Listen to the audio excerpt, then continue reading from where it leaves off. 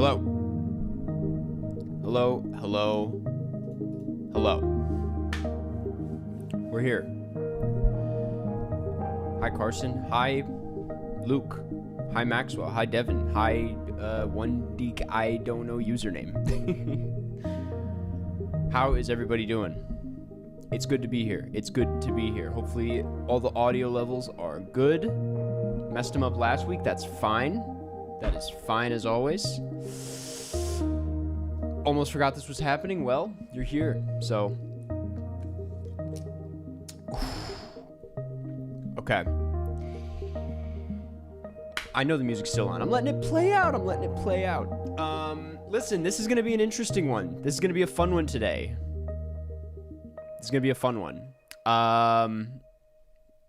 I promoted this one on the main channel, on the community tab. I don't know if people are already here from the main channel, but there will be people from the main channel over here. So everybody be normal.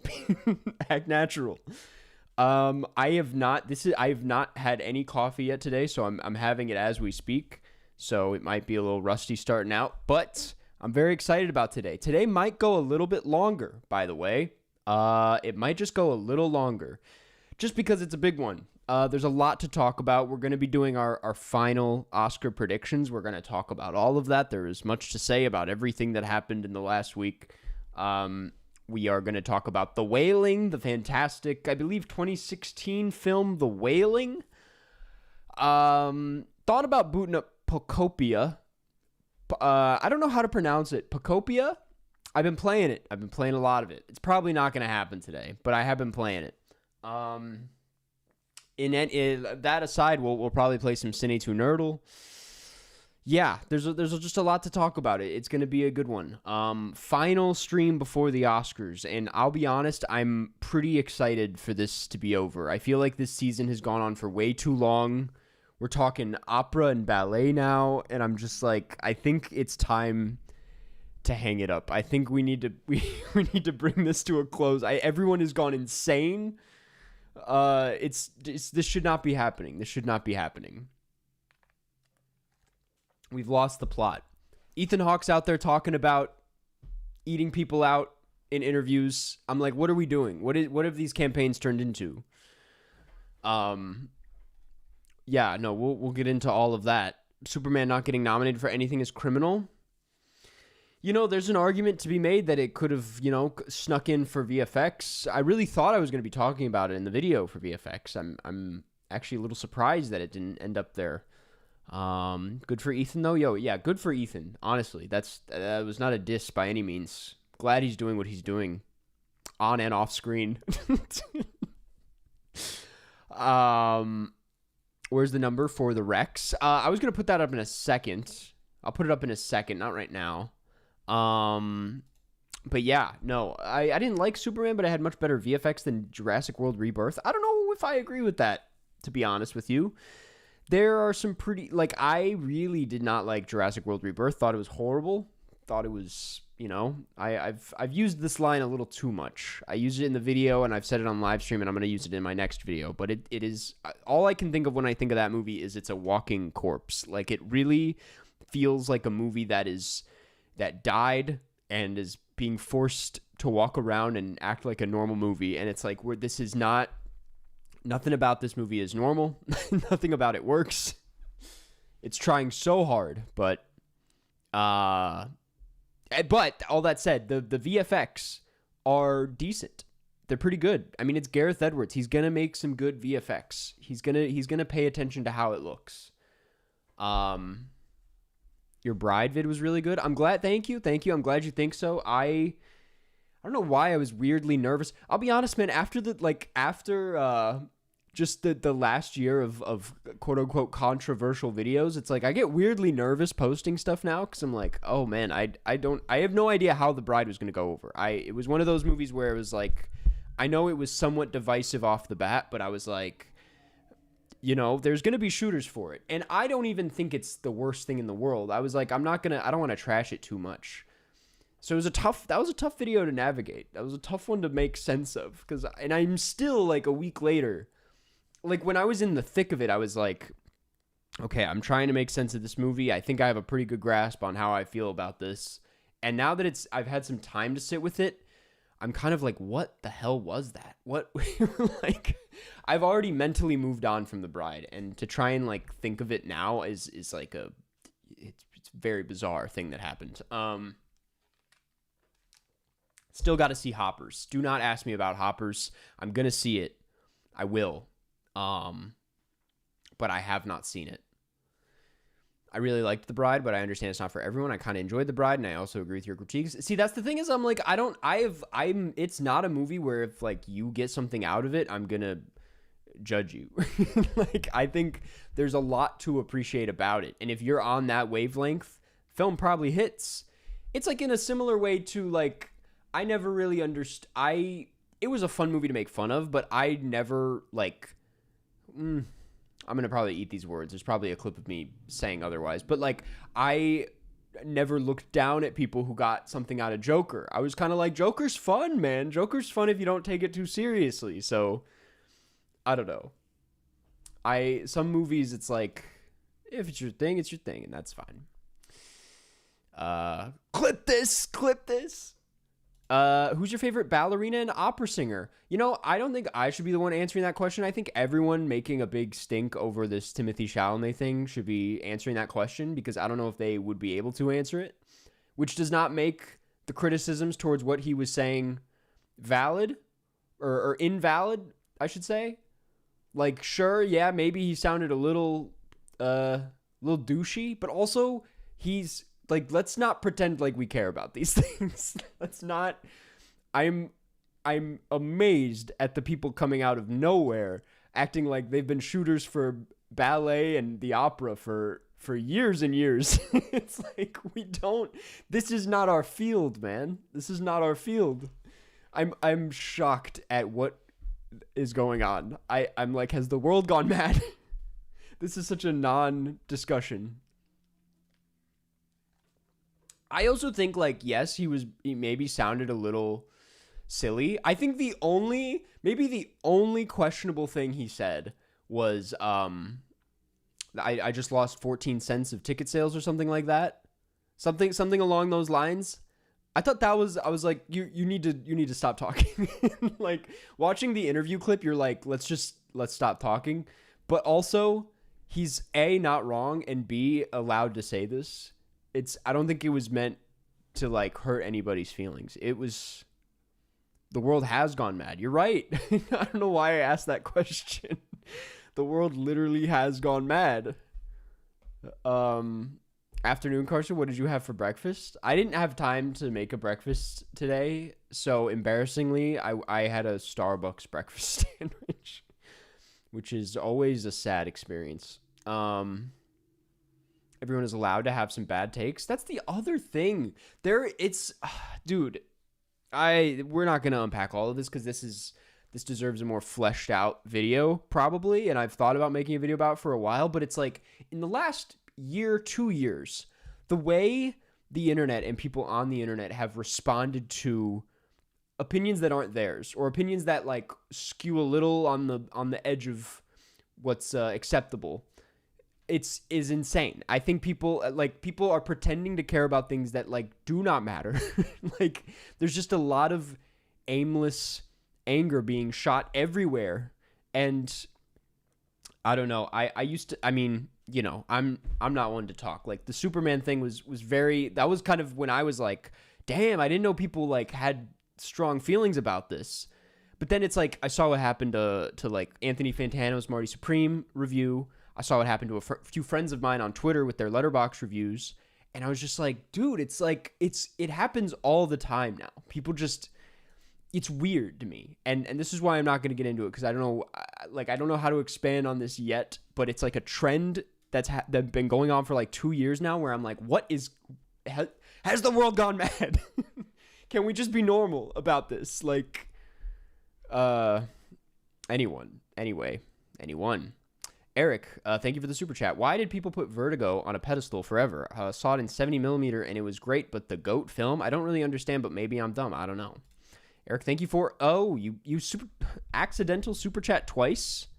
I'm sorry if that was a glitch. but thank you for the support regardless. No, I mean Vertigo is a GOAT movie. Honestly, you have a point. Like, it might not be my favorite Hitchcock film, let alone one of my favorite films of all time. I probably take Rear Window over it, but at the same time, I think like if you go back to then, the like what Vertigo was doing with like the noir genre and like these like psychological elements and like everything it was doing with the thriller was very groundbreaking for the time, and it felt like a culmination of all of Hitchcock's best traits like put into one. Like if there's a place to start with Hitchcock, it's obviously Vertigo. But yeah, I feel that way about Psycho the way you feel about Vertigo, where I don't think I understand the hype behind Psycho, though. Like, that's everything I just said about Vertigo you could also say about Psycho in regards to the horror genre. So I should just rewatch it.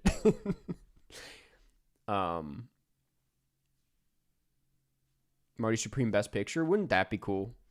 The Bolds? What are you talking about, the Bolds? Did I say something?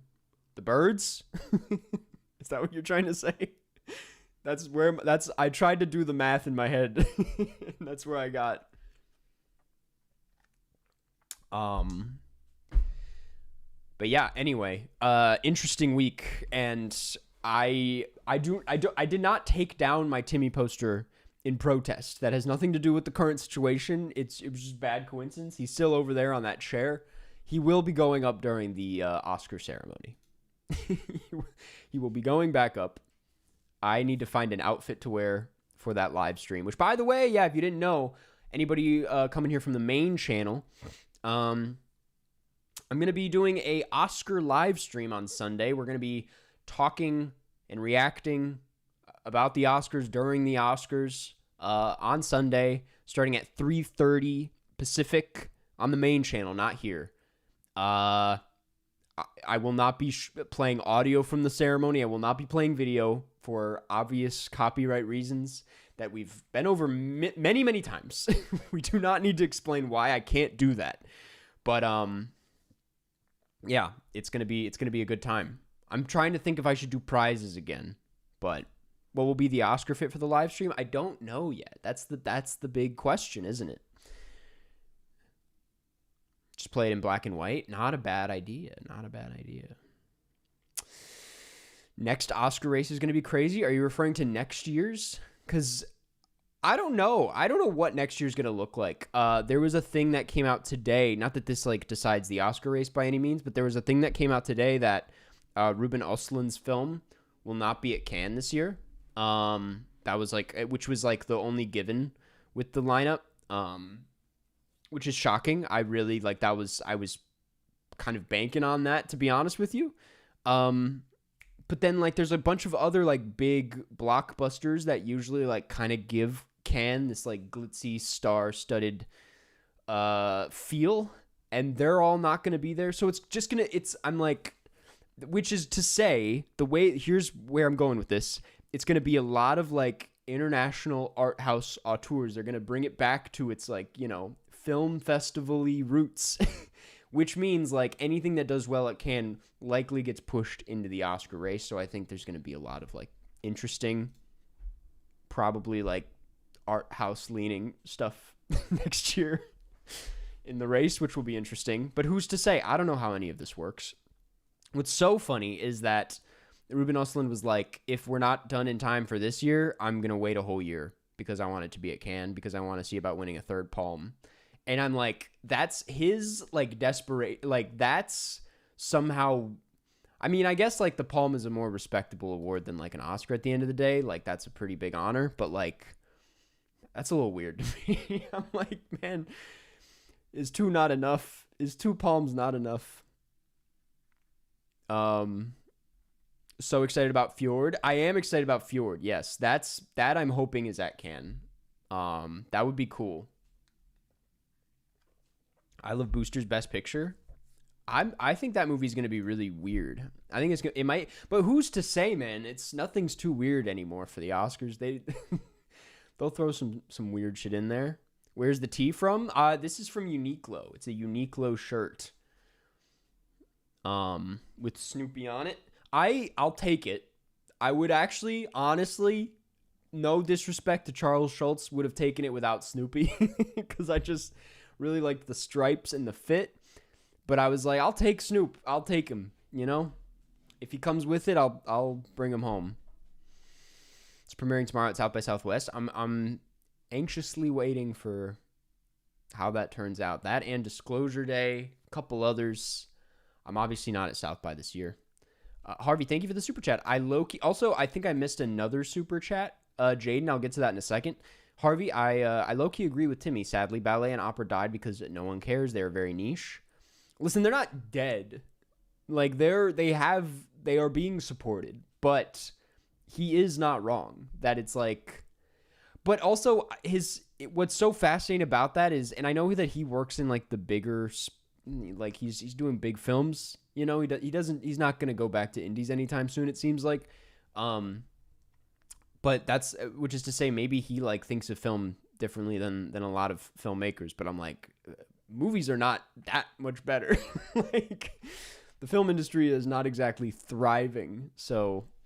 It was an interesting thing to say in that way, but also he's not wrong. Exactly.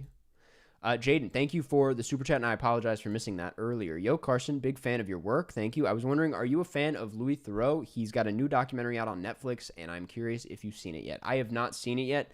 I've never really... I like Louis Theroux. I've seen, like, some of his stuff. There was someone when I used to do like Twitch streams years ago who was always asking me about Louis, and I was like, I'm not, I don't know what the, but then I like checked out some of his stuff on like YouTube, maybe like excerpts from like docs and shows of his, and he makes good stuff. Yeah, love Louis Theroux. I haven't seen the doc yet though, but I will make sure to check it out. Have you watched Peaky Blinders? I watched the pilot. Not really my thing, but I'm sure it gets better. In the long list of shows that I need to catch up on and dive into, Peaky Blinders is not exactly, like, it's not one that's at the top. I was like, I need to put my time elsewhere before I get into this. I'm currently watching Industry and really liking it. I really deep down want to start Mad Men. I've never seen Mad Men, and everyone I know loves it. Star rating for Charlie Brown Thanksgiving, probably a clean 3. I don't remember it, to be honest with you. It's not one of the classics in my book, at least. When are you finishing Andor? I don't want to accept it yet. I don't want to admit that I'm kind of like off the Andor train, because I know it gets even better, and I was enjoying it, but like I hit a point where it was becoming like kind of a chore, and then I got introduced to the Pit. And then the Pit took over everything.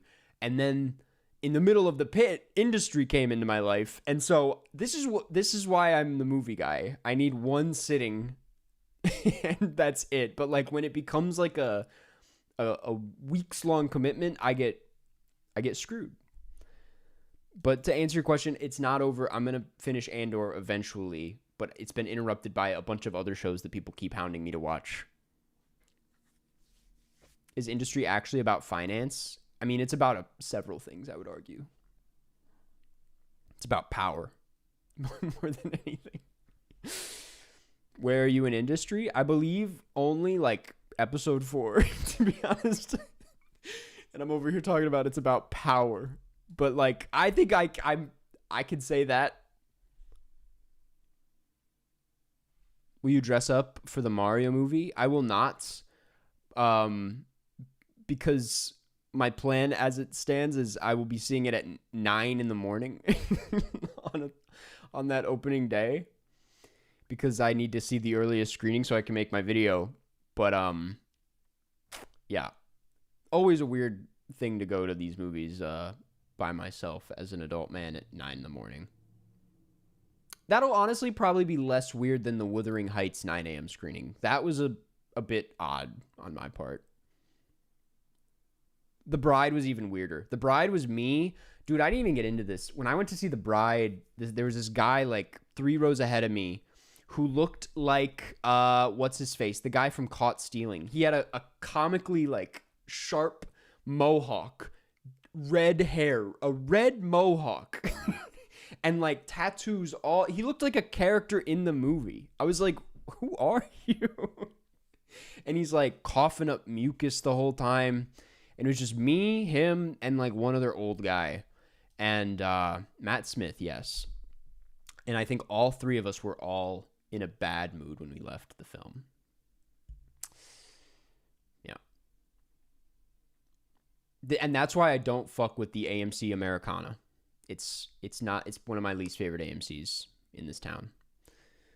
Why was he seeing The Bride? That's a good question. Yeah, I was like, I'm here for work. Why are you guys at this 10 a.m. screening of The Bride?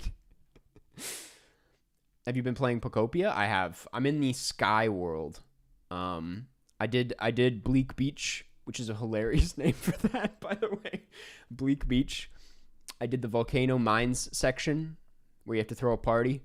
That was fun. And now I'm in the air and I'm deeply overwhelmed. It's like each world gets more overwhelming than the last. I'm just like, it never ends. It just never ends. There's just so much shit to do in this game. And then fucking Meowth is like, can you make flowers in my house? And I'm like, chill. Chill out. I'm doing this for Oddish right now.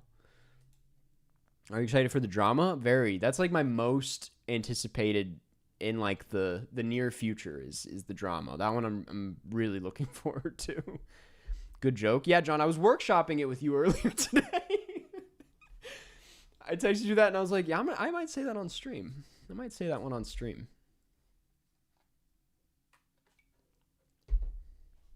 How's the weather in LA right now? It's beautiful. It's warm. It's blue skies, sunny. It's awesome. It's really great. Nothing tops a Zootopia 10 p.m. screening. Yeah, I did that one year. Not Zootopia, but I did go in college. Me and some friends went to see The Boss Baby at 9 p.m.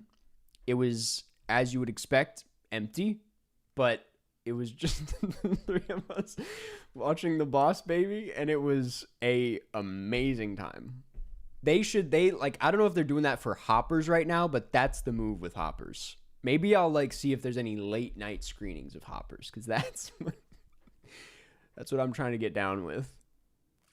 It's snow tornado thunderstorming in Chicago. It's not great. You don't want to hear that. What Oscar movies are you rooting to lose?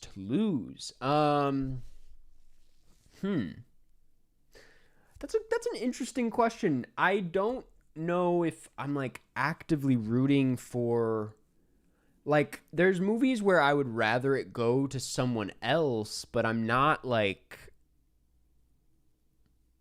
the likely winner for live action is good for once, and animation is good. I hope Forever Green doesn't win, I guess, is like, I'm actively not that it's not even that bad, but it would be so boring. No. Diane Warren is a tricky situation this year. Like, Flaming Hot, definitely do not give it to Diane Warren. 688 definitely don't. But this year, like, if she won, it would be kind of funny. I explained this in my video. Like, I'm secretly hoping they give it to her at some point, because we need to make it, like, we need to stop this from happening. We need to, like, give her it so that she can just retire and not make bad songs for bad movies anymore. Like, we are not championing Diane Warren. I will be very happy when Golden wins, but it will be so funny if she wins. It would be so funny if she wins.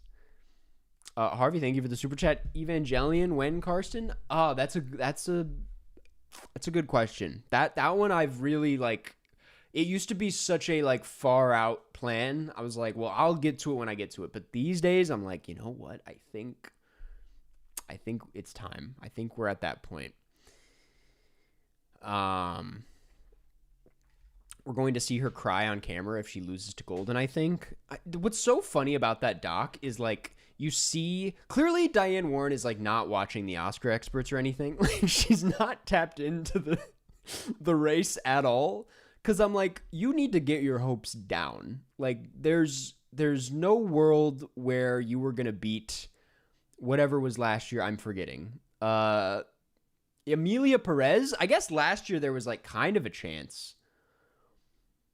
But that Emilia Perez song was like sweeping, I thought. Was it Emilia Perez last year? But yeah, she's like so tapped out. And if she knows anything, she should know that she will not win this year. She will not beat Golden. It is a powerhouse. So that's on her. There was like, it was so sad. And if you haven't seen the doc, there's a section of it where like all of her friends without her, because she's obviously at the Oscars, they like they're throwing a watch party of the Oscars and have like little Oscar like toys and whatnot. And there's like a reaction of them watching her lose, and they're all like sad, and like someone close to her is like pissed off. She like goes to the kitchen and she's like, it's just stupid. And I'm just like, get with the times. Like, it wasn't gonna happen. Why did someone had to do some research before throwing this party. This was a bad idea. Like, you're setting it. That was a bad vibe from the start. Eric, thank you for the super chat. Are stop motion movies animated? They're shot IRL. Yeah, I think so. Yeah. That's a deeper question than I think I'm realizing right now. Yes, technically they're shot to be, like that's yes. Computer animation's not the only way of animating, I mean, that in all your animation classes, they do like the sticky notes animation, with the ball bouncing. I mean, come on.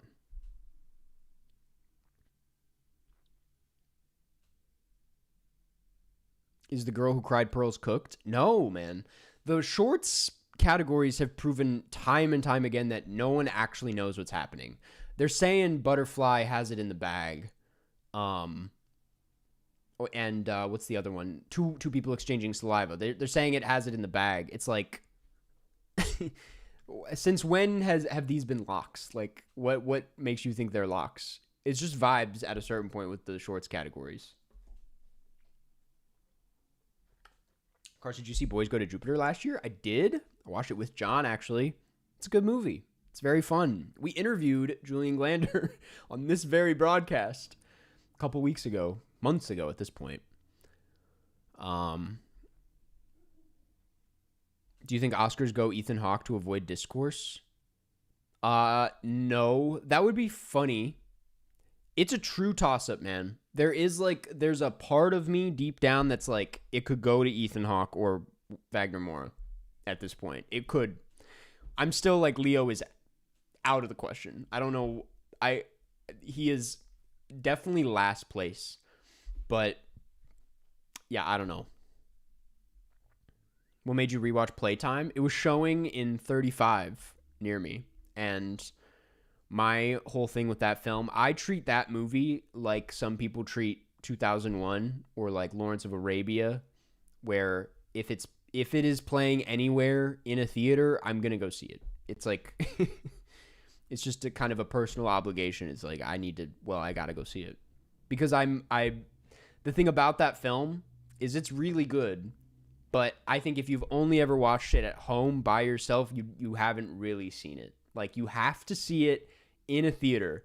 And so I feel it's my right, it's my obligation to go see it in a theater when it's playing, because it's not playing that often. Have you seen Kogonada's essay on Bresson on the Criterion channel? I have not. No, that sounds really up my alley, though. They just added a bunch of Bresson films to the Criterion channel that I'm looking to check out. It's a lot of films that have not been available until, or at least like legally and this accessibly until now. So I'm looking forward to checking those out. I think I'd be able to complete his filmography if I'm not mistaken. From what's on the Criterion channel. There might be like one that's not there. Let's talk the Oscar villain. We've had this talk, like, it's dude, in some weird, fucked up way, Marty Supreme is now the villain. Not to me, but to like all these people apparently online, is the villain. And I'm like, this feels, one, forced, and two, it's just wrong. Like, that's not, we've lost the plot. That's not what this is. The Oscar villain is all about the, like, a bad movie. It's not like about the weird stuff that happens outside of the film. It's like, no Oscar villain this year. Truly, no. Not even F1. And again, the thing about the Oscar villain is it needs to be a threat, which F1 is not. I guess it's sort of a threat for sound. I guess that's my answer to that question from earlier. I think the one I'm rooting to lose is F1 in sound, just because I want it to go to Surratt. There's just more, even beyond Surratt. I'm pretty sure Sinners is up for best sound. One Battle, I'm pretty sure. But like Surratt, more than anything, is the most insane sound, man. It is like, I don't know the last time I like watched something in a theater and thought that like the speakers were going to blow out, and it was at a festival. It was like, what? And so it would be, I know like F1 is, they got some cool stuff going on with the sound for sure. I don't know if this really even counts as sound, but when they released the like haptics trailer on Apple TV Plus, like, I won't lie, I thought that was cool as fuck. I thought that was really neat. But I don't know if that counts as, that has nothing to do with what we're talking about. Do you have any ideas for next week, just in general, or for the movie club movie? Is that what you're talking about? I always got ideas, man. If we're talking just generally, I have ideas for days. Warfare got so snubbed for sound? Yes, it did. It was kind of a crime, if I'm going to be honest. I will put it out there right now. I'll put it out there right now. Are you being asked on a date? I didn't think it was a good movie. I thought it was actually a very weak movie, and I'm going to get shit for that in about a week. But calling it now, Undertones should get a Best Sound nomination next year. And when it inevitably doesn't, I'm going to be mad. But I want to put that out there right now, that Undertones, I forget if there's an S, should be there. We should start that conversation right now. Because it's good sound.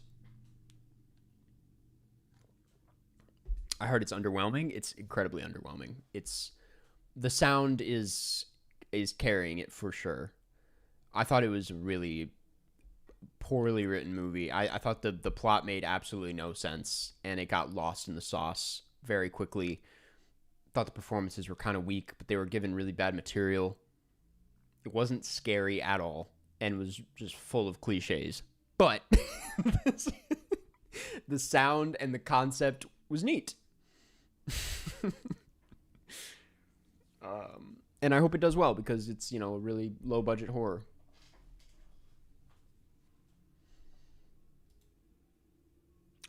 We should get into our final predictions sooner rather than later here. Undertone Carscast Pod. I know the joke. It's because it's about a podcast.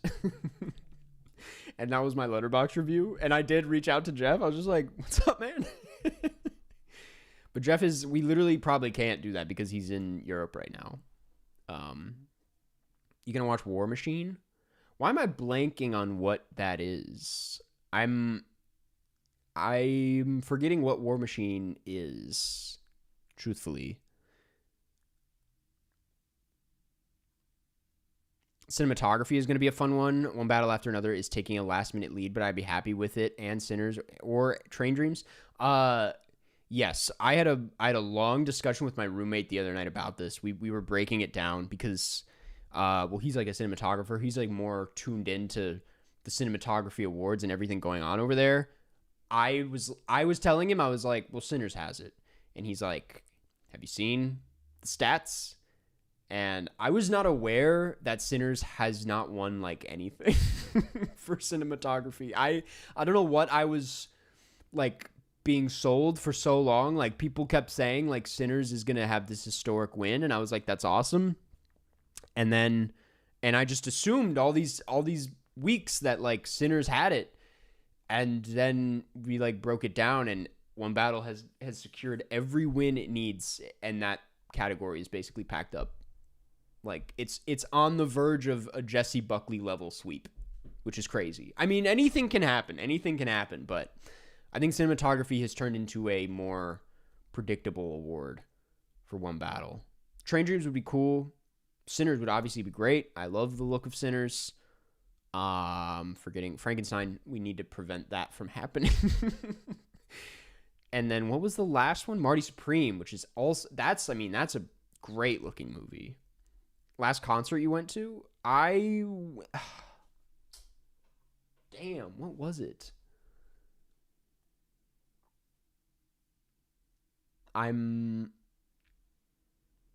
Damn. Oh, maybe it was Jay Som? There's no way that was the last one. Because my friend was in the band, so we got special tickets. That can't be the one. I've had to been to a concert before then. That might be the one.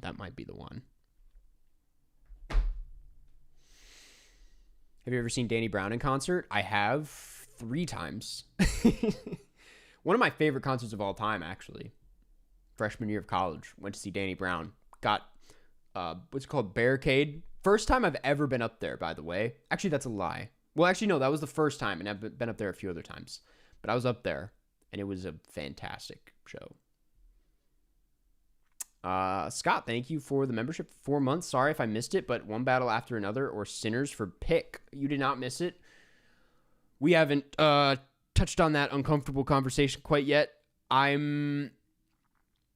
It's toss up, man. It's toss up. It seems obviously like it will be One Battle.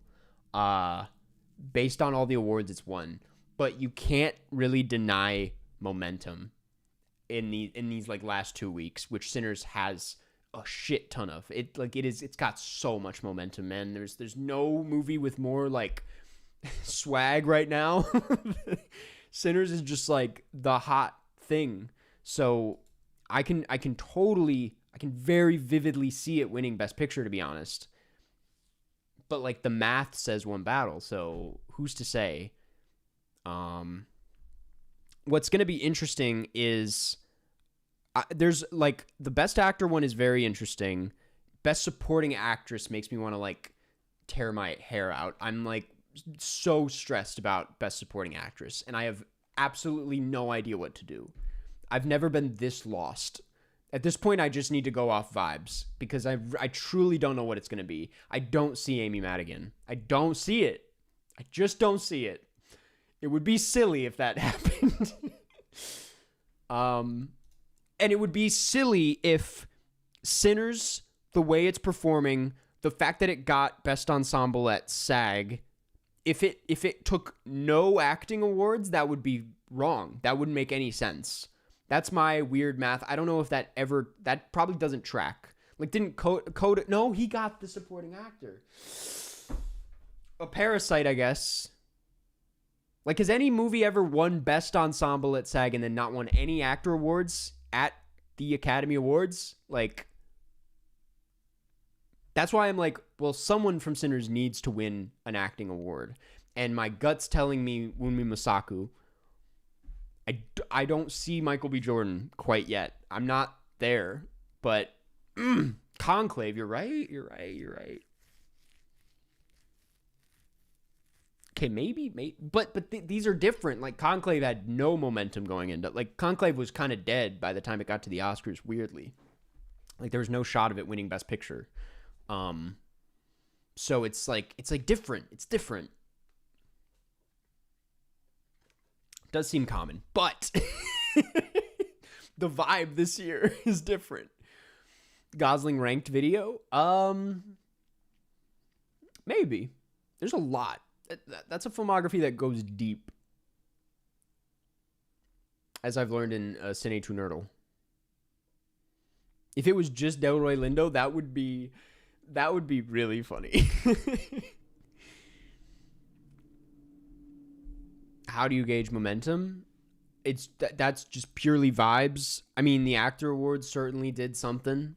The energy, not that I was there, but the energy in the telecast at least was very, very Sinners positive. Like, it was a lot of energy for Sinners.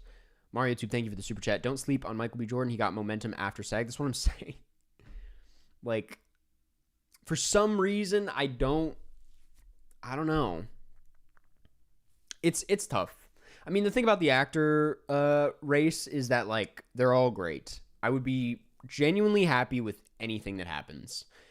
Even Leo, he's fantastic in that movie. And I think it would also be funny if... I think the idea of someone who was robbed of the Oscar for basically his whole career until he finally got it for The Revenant, like, the idea of him then stealing the Oscar away from, like, the next guy that's going to happen to is, like, kind of funny to me. Like, I like that image, but I don't think that's going to happen. And I also think that anyone who has watched, truthfully, even though I would vote for Timmy, like, anyone who has watched all 5 of those movies, has seen all 5 performances, I don't know how you can't walk away not thinking Ethan Hawke was the best one of all of them, to be honest with you. I wouldn't vote for him, all that said, so this means nothing. But I also think, like, it's hard to deny how good he is in Blue Moon. Like, that's kind of, truthfully, that's the best performance. And I think everyone knows that. But I don't think that's what's going to happen.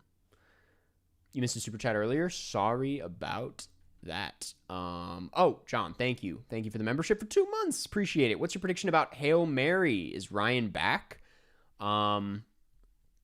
Prediction about Hail Mary, just in terms of, like, how it's going to be. I think it's going to be good. He's been back. I mean, he was good in The Fall Guy. He was good in Barbie. He's never been gone. I mean, he kind of was gone for a little bit. But, like, I mean, I think it's going to be good. I think it's going to be a really fun time. I'm seeing it on Friday. So I'm looking forward to it. I know it's gotten, like, some... This is what I said last week. I was like, I'm waiting for, like, the critic reviews because there's a lot of enthusiasm from, like, filmmakers and influencers. And now that the critics' reviews have dropped, it's a little more like, yeah, it's fun. And not, it's the best thing ever. But I still think I'm going to enjoy it. I'm going in with, like, pretty high expectations. And I really like the trailer. And Ryan Gosling. And Lord Miller. So I think it will be a beautiful movie. Crazy take. What's the crazy take? Seeing it in IMAX. I'm seeing it in 70, but not IMAX. By the way, I don't know if this person is here, but someone in the last stream pitched the video idea of I go to every 70 millimeter IMAX theater in the country, like as a twist on Eddie Burback's going to every Rainforest Cafe. I took that seriously. I broke it down. I looked them all up. I mapped it out. I think that would kill me, but it's possible. It's possible. The killer part of that video would be, like, if I'm driving, because I would drive, I'd have to go all the way down to, like, Fort Lauderdale and then drive all the way back up. It would be like days of extra travel just to get to the Fort Lauderdale location. But, like, there's some good, there's IMAX theaters or 70 millimeter IMAX theaters in places I didn't think there would be. So it'd be cool. But it would be a fire video for sure. Eric, thank you for the super chat. I did the 70 millimeter rec. Holy shit. Let's fucking go. Let me know when you're in. What's MD again? Is that Maryland? I will. I don't think it's gonna happen, truthfully. I mean, you'll know if it happens, but it's a lot, man. And then, like, once I'm over on the East Coast, I gotta drive all the way back to the West. It would be so much better if I lived in the Midwest, but because I live in LA, it's gonna be a pain in the ass, I did not delete my 2025 list on Letterboxd. I just privatized it temporarily because I needed to use it to rank my Oscar nominees. And I'm going to have it back up after this weekend. Can't you get a plane? But that's not fun, you know? Well, honestly, like I considered, well, because then I will, if I'm flying everywhere, that's just really expensive. So I kind of have to drive, but if I commit to the drive, then I'm going to have to drive all the way back across the entire country. But then if I rent a car and then like fly back when I make it to the other end, renting a car also gets pretty expensive. So it's going to be a pricey thing regardless, and a time-consuming thing regardless. Have you listened to Geese? Of course. Have you considered a Razor scooter? I have not. No. That's something to keep in mind for sure. Don't have to fly everywhere just when it's really far. That's true. Yeah, I could do a... That would be crazy, to just do like an early morning flight to Fort Lauderdale, see a movie, fly back to my car in Atlanta, I think, and then just keep the trip going. This is an absurd challenge, but it's possible. It's all possible.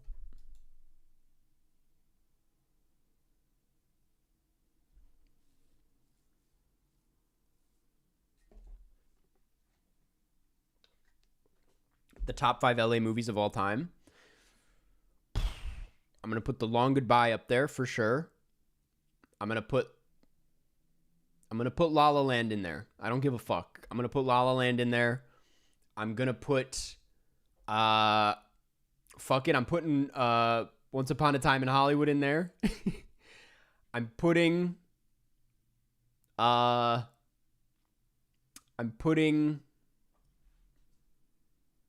Model Shop by Jacques Demy in there. Oh, Los Angeles Plays Itself doesn't really count, does it? Big Lebowski, man. It's about movies that like capture the essence of LA, not about the Hollywood or like the industry, you know? And to me, Long Goodbye is there. I guess Once Upon a Time is a bit on the headier history side. Model Shop, I think, nails it. Model Shop is, like, there. Mulholland Drive is pretty good. Chinatown doesn't, like... You're probably right, to be honest, but it doesn't, like, come to the top of my mind. La La Land is, like, what it's, like, right now. Or it's, like, what people think it is. Or thought it was maybe 10 years ago.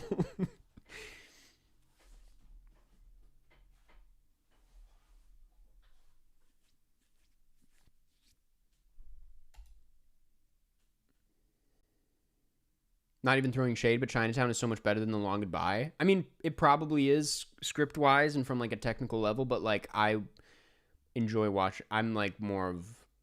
and it's, like, The Long Goodbye is not even, like, one of Altman's sharpest or, like, richest films, but I think it's just too fun. Tangerine is also a good ass pick. I'm not going to lie to you. Does Blade Runner count? No.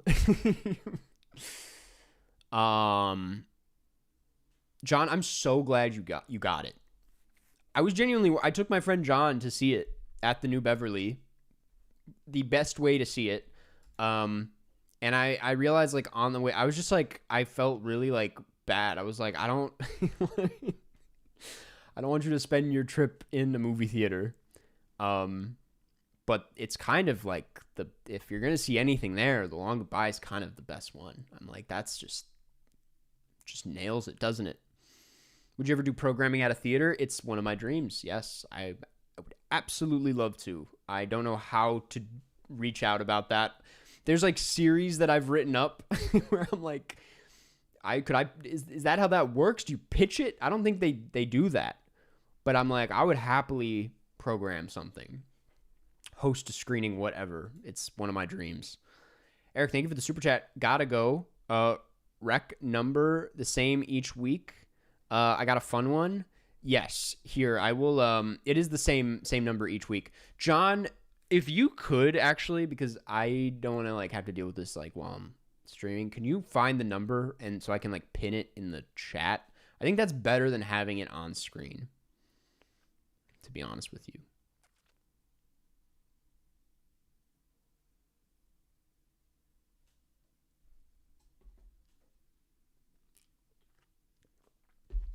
You gotta listen to the soundtrack. It's so funny. When you send me the track list of the soundtrack, I was like, "There's no way this is real." Anyway, we should do the Oscar predictions. We should open that up. Before you yell at me, I'm not using Awards Expert because it's only available on my phone. I use Award Expert personally off stream, but like to do it on stream makes no sense because I can't. I need it to be on the stream. Worst film of 2025. It might, and I hate to do this. Well, this is why I didn't do my worst movies of the year video because I felt bad. But it's probably Opus. Opus was not very good, but it was like a first-time filmmaker, and I just felt wrong. Just felt wrong, simply. Thank you, John.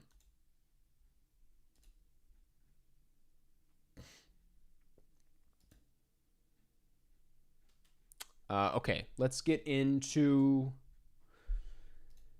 the predictions. Give me 1 second. Have you tried watching Dougal with geese playing in the background? Haven't tried that yet, no.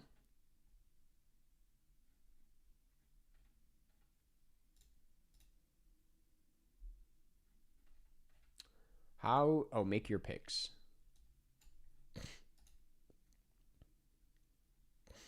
Carson, when are we discussing this week's movie? How long have we been streaming? Almost an hour? Probably in like 45 minutes to an hour from now. Maybe 30. That's 3 different times. Somewhere around there. Somewhere around there. It depends on how long the predictions run.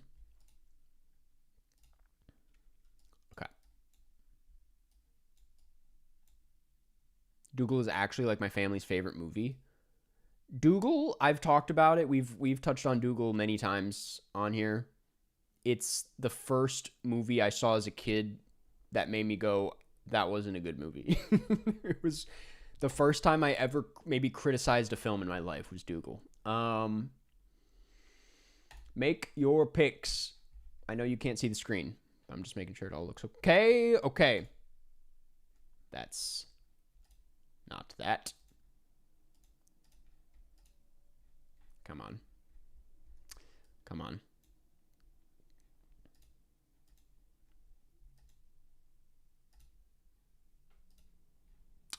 Oh my God.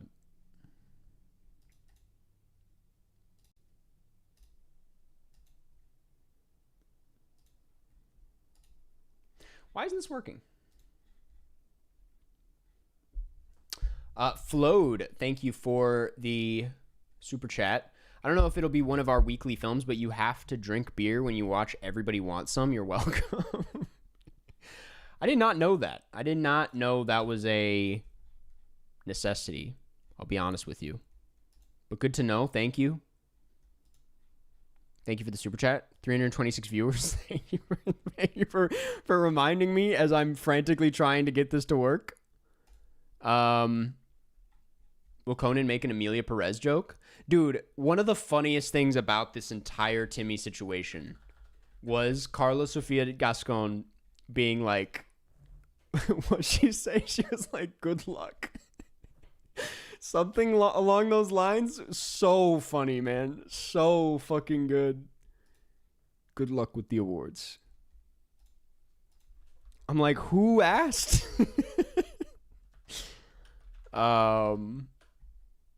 I don't know if it was a joke, but I thought it was from like Entertainment Weekly, and I was like, shit. I have not seen that Amelia Perez parody yet, no. Can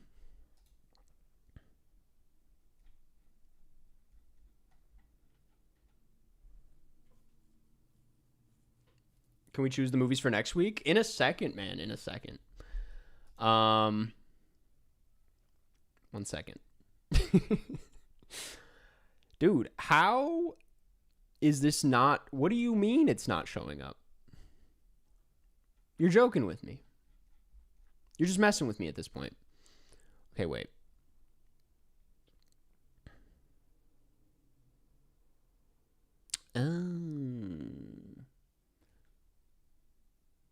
What?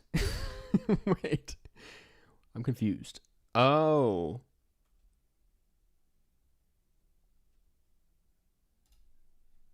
Okay. I see. Dude, they changed it. They changed the whole thing. Okay. I apologize. OBS switched up on me, and it messed up my whole vibe. We figured it out. They don't do window capture anymore. You got to do screen capture. We see two. I don't think you do, to be honest. I think this is an average broadcast stream. Broadcast. It is. This is very typical. It's not a broadcast stream if we don't have a technical issue. Okay. Please work now. There it is. We're good. Okay. We are going to do our predictions. This is cinema. Best Picture. I'm sticking with One Battle. I don't care. I think there's a world where Sinners gets it, but I trust the math when it comes to Best Picture. Really, when you think about Best Picture, you got to think of like the rest of the awards, which I think Sean Penn's got the actor one for sure. And I think PTA has director in the bag, and it's got cinematography. That's enough.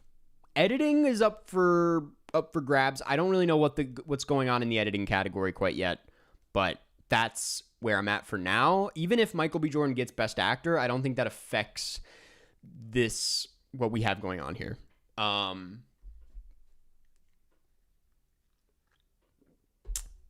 it'll get Best Adapted Screenplay for sure, if I'm not mistaken. But we will double check that in a second. But One Battle has it for Best Picture, and I feel like that's not a hot take. One Battle's gonna win for editing. Is it? What is its like big competition? F1? Best Director Paul Thomas Anderson is locked in. I wish I had more to say about this, but I don't. I know there's like some people saying that Ryan Coogler is going to sneak up, but I don't really see that, to be honest. That feels unrealistic. If it happens, then Sinners is definitely winning Best Picture. I will say that. Like, if it comes to that point in the night and Ryan Coogler gets Best Director, then we should just put the debate to bed, because I think One Battle's definitely out of the Best Picture conversation. Wiley, thank you for the super chat. Going to South by Southwest tomorrow. Hopefully get to see some good films. I hope you have fun. I've heard good things about the lineup at South by this year. There's one with, what's her name from Severance that I've heard good things about. So I hope you have a good time. It is Gold Derby, yes. Okay. Paul Thomas Anderson, One Battle after another. Best Actress, this is the one we really don't need to talk about. That's crazy. They're saying Kate Hudson is like last place. I don't know. This is why you can't really trust Gold Derby, because I don't really agree with that. I think Emma Stone is last, realistically. Severance, not Succession. It's not Sarah Snook. Yeah, no. I think Rose Byrne might be second, but Kate Hudson is like a comfortable third, if I had to guess. Emma Stone and Renata Reinsve are... Yeah, I mean, it doesn't really matter at the end of the day, does it? They're all less than one. Okay, Best Actor. This is when it gets interesting. This is our first real debate. Oh, man. Britt Lauer, yes, Britt Lauer. I'm first of all, I love this headshot of Ethan Hawke. I love this little smirk he's got going on. It's crazy. So yeah, I'm sticking with Timmy for sure. I'm sticking with Timmy. I think beyond just the fact that like voting closed before this week and everything that happened this week, I also don't think the people voting on this award care that much about. I think they definitely have their problems with him. I think the industry is maybe a little cold on Timmy as of recent, if I'm going to be honest with you, but I do think there's been a vibe for months and months and months that like he should win for this movie. And my other case for it is that, I think they care. I mean, I think it's too late, though, is the thing. And I don't think they care enough. I think, like, when you see these anonymous Oscar ballots, it's like these people, they have different priorities in places we don't even, like, understand. So, like, I really don't think it matters. This site is goldderby.com. My other case for Timmy is that, as we saw with Mikey Madison last year, I think the Academy, and correct me if I'm wrong, but this has been like kind of in the shadows of the conversation for a while, that like they should start awarding these big awards to younger actors to kind of build out a new era of Hollywood. That seems to be like a vibe that I hear a lot and see everywhere when people are talking about this kind of stuff. And so I think that there's like a, beyond just Timmy specifically, like they want to give it to someone like new, and just to like kind of break this tradition of not awarding younger actors, because I feel like even the Oscars, even the Academy, the people in the industry can recognize that like things are feeling a little stuffy right now. Not that like Michael B. Jordan winning would feel stuffy. That would be very exciting. It's not like he's won before, and he's very much due for it. But I mean, the other thing is like Michael B. Jordan, Sinners, it's like a horror adjacent film. I'm looking at it kind of as like a Demi Moore coming really close for a horror film, doing like a horror performance, and Timmy doing the more like grounded character piece that Mikey Madison did. I don't know. It makes sense to me that they would go Timmy. It really makes sense. Yeah. Michael B. Jordan for sure a close second. And then Wagner Moore, and then Ethan Hawke, and then Leo. That's kind of where I'm at. They really do not care as much as we do. Thank you. Yes. No. No one really gives a shit. This is like an annoyance for a lot of Academy voters that they have to do this. Like, they don't even watch the movies. Moving on. Best Supporting Actress. This one is going to make me go insane. Madison won BAFTA. Timothy didn't win BAFTA or SAG, so he's shown more weakness than Madison did. Yes, but the BAFTA thing is like a unique situation in my mind. Because it's like they just wanted to award the British film, so it's like kind of a non... It doesn't really... It didn't mean anything in regards to like this specific race. And so I know people keep talking about like we need to know who was second place, and I truthfully don't think... well, maybe actually... Because Wunmi Masaku won at BAFTA. So I guess BAFTA likes Sinners. So there's a chance that he was... Damn, man. Best Supporting Actress. I don't know. This is truly like... It comes down to my gut. And my gut is not saying Amy Madigan. It's really not. It's kind of saying Wunmi Masaku. And this is kind of like, by the logic I was going off of earlier, that like Sinners needs at least one acting win for this whole thing to make sense. I think this might be the likeliest place for that to happen. Wunmi is British. Okay, now it's all coming together. Oh man, this race is a headache. This is a real headache. I also think like to talk about Amy Madigan for a second, who, Love Amy Madigan. Thought she was very fun in Weapons. But like if people are going off the logic of Sinners having so much momentum and love at SAG that like people were gonna vote for it the next morning, I want to add that like I feel like there was a lack of enthusiasm online and just like everywhere else for Amy Madigan winning at SAG. Like I feel like that was kind of a slow down moment. Like I think a lot of people were like, wait, what are we doing? I could be wrong. I could be in my own little bubble here. But that just felt like kind of it just feels like a stretch, man. It just feels like, it just doesn't, I don't think it's there.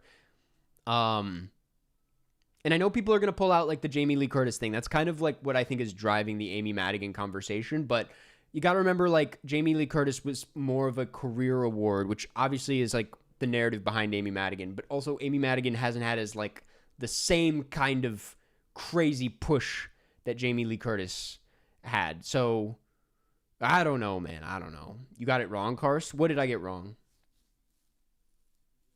I think Inga did the best in this category. She's my pick for sure. She is definitely my pick, and there's even a part of me that thinks she could do it. But Elle Fanning's definitely last. Now that like we have this category, can I just say Elle Fanning was great in this movie, but Odessa Zion would have made this a much more interesting race. Odessa Zion was the better performance, if we're going to be real.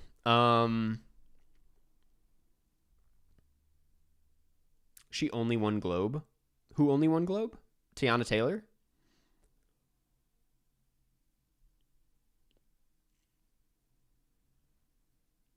Everything Everywhere All at Once also won Best Picture. Weapons is a sole nom. Yes, man. Yes. That's a great point, actually. That's a very good point.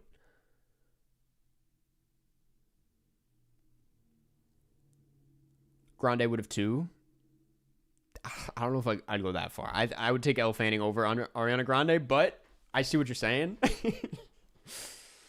I think I'm gonna go with my gut and say Wunmi Masaku.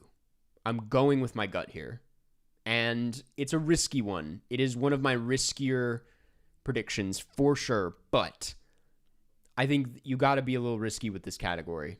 I have to say it. Moving on. Best Supporting Actor, it's probably going to be Sean Penn. I know there's like a weird surge of Stellan support. The Delroy Lindo thing would be fun, but I don't believe it. Jacob Elordi, I don't believe at all. Benicio del Toro's out of the conversation. Stellan, I mean, it's kind of... I think this one's a no-brainer, to be honest with you. Like, as much as I would love to see Stellan get it, Sean is still my pick. And he's really good in the movie. I will... Wait, my argument was about to make no sense. I was going to say the issue with Stellan is that he's had, like, no stage time. He hasn't really been on stage. He hasn't been in front of people, so it's like it's made it really hard for him to campaign. That's as if Sean Penn has had any stage time too. He has not. He's been quietly just cleaning up. And like so there's that factor as well that like Stellan's probably like a bit more likable than Sean Penn. A lot more in that way, but I don't know. Sean's just, he got all the pieces he needs. I think most people would agree it's one of the best performances of the year. It's certainly one of my favorites. I would not be upset at I think the third Oscar thing is like, that's probably an issue for some people, but I don't really give into that kind of stuff. I'm usually like, who cares if they gave the best? That's how I felt about like Cate Blanchett. I was like, well, it was the best performance in the category. So, yeah, that's where I stand on Sean Penn. Best adapted screenplay, One Battle has it in the bag. I don't know if that's much of a debate. The screenplay stuff, it's like I've come to learn that I will. That's one where I will go by the stats. Like if Gold Derby says it's 94%, who am I to say it's not? Like that is probably the winner. You're right. They're not often wrong in the screenplay categories. I don't really know what's going on here. Original screenplay, Also, I mean, yes, Sinners for sure. This is like the kind of category that they would definitely give it to. Though I will say I was a little shocked that sentimental value was so low, just because sentimental value is like such a screenplay movie. But if they're like, this is an easy Sinners win in my book. I don't know if there's that much of a chance. Casting. I mean, dude, I don't know. I know that like Sinners has the 90%, so I should probably go Sinners. I know that Sinners has a legendary casting director attached to it, and the casting is very good. Don't get me wrong. I like my I really believe Marty should win this. Like, it is kind of a similar thing to Blue Moon and Ethan Hawke, where if you watch all 5 of these movies, I don't know how you can't walk away saying Marty Supreme had the best casting. Like, that's the movie, like that's like the part of it that like screams at you is the casting. It's the same, it's like what the production design is in Frankenstein. It's like, well, that's just what this movie is the casting. So even with the Safdie controversy, I mean, that's separate from what this, like, he didn't do the casting, it was just casting director. In what world? Have you seen the cast for this film? They got crazy faces. I like believe that everyone is from this period in this film. Like, it's fantastic. That said, Sinners is probably going to win. I just think I like the Marty Supreme casting. And I think the way, hearing like how, I mean, to be fair, Marty Supreme is the only one where I've like read and watched interviews about the casting process, just because like beyond just Marty Supreme, like the casting process for all Safdie films is really interesting. I haven't actually like read that much about the casting process for like The Secret Agent or One Battle. So it's like, I don't really, but Marty was overrated. See, this is what I'm saying. It's the villain. It's the villain to these people. It's crazy what we've done to this movie, to this great movie. Cinematography, this is where Gold Derby is off. I think it's more of a One Battle sweep than I mean, again, anything can happen. And I will say it doesn't make sense to me either that One Battle has won so many awards, especially with Sinners, like, and the viral like IMAX 70 explanation video, all of that. You would think Sinners would have no problem here, but for whatever reason, like, they want to give it to Mike Bauman. I'm like, maybe it's just like an industry thing. I mean, One Battle does have amazing cinematography, but yeah, man, you can't beat the math here. You can't beat the math. What do you love about Marty so much? Just the energy, man. The energy. I think he's a fascinating character. I love movies where you like love and hate the main character so extremely at the same time, which is the core appeal, I feel, of Marty. I love the attention and the detail to every crevice of the film. The production design, the score is just like nothing I've ever heard before. Yeah,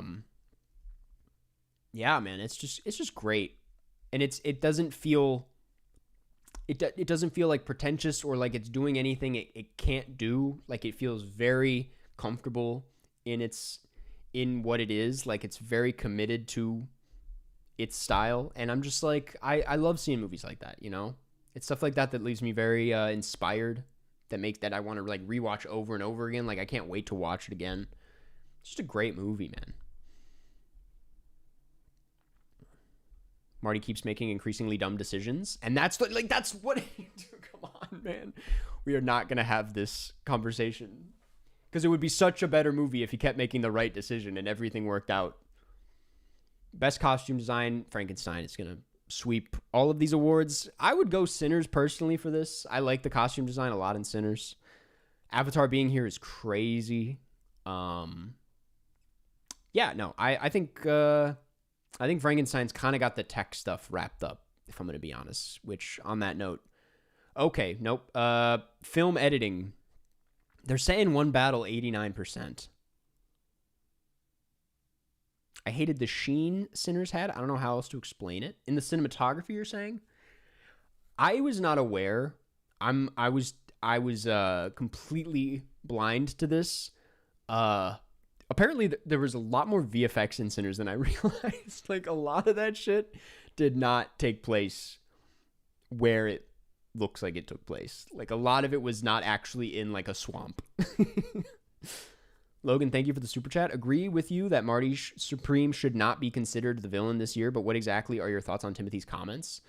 I talked about it a little earlier. I don't think he's wrong. I think he came out maybe a little, it's like his tone maybe a bit douchey, but like he's not, I don't think he's like trying to shit on ballet and opera.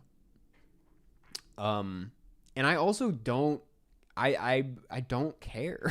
I don't really care enough about ballet and opera to like defend, the art form. I mean, I appreciate it from afar for sure, but I'm just like, we are not experts in this. My only thing is, and I don't want to repeat myself because I talked about this earlier, but like the only thing that was a little funny was that I think film is also in a bit of a shaky situation. But I really don't think he meant anything bad by it. And I think people are going a bit insane with this whole thing. One battle for editing. I don't know what to tell you. I would pick sentimental value. I'm that guy. I think Marty Supreme, actually, just to show you guys that I'm not just totally Marty Supreme pilled, like, I think it could use some tightening up in the editing for sure. I had that same thought with Anora. I think both these films could have been like tightened up a bit. There's like, they kind of spin their wheels at a certain point, but it's still really good editing. Sinners is great. F1 is notable when you take into consideration how many cameras were out there. But sentimental value, like what it's doing with the edit and like what it chooses to cut to for emotional effect is really quite thoughtful and interesting.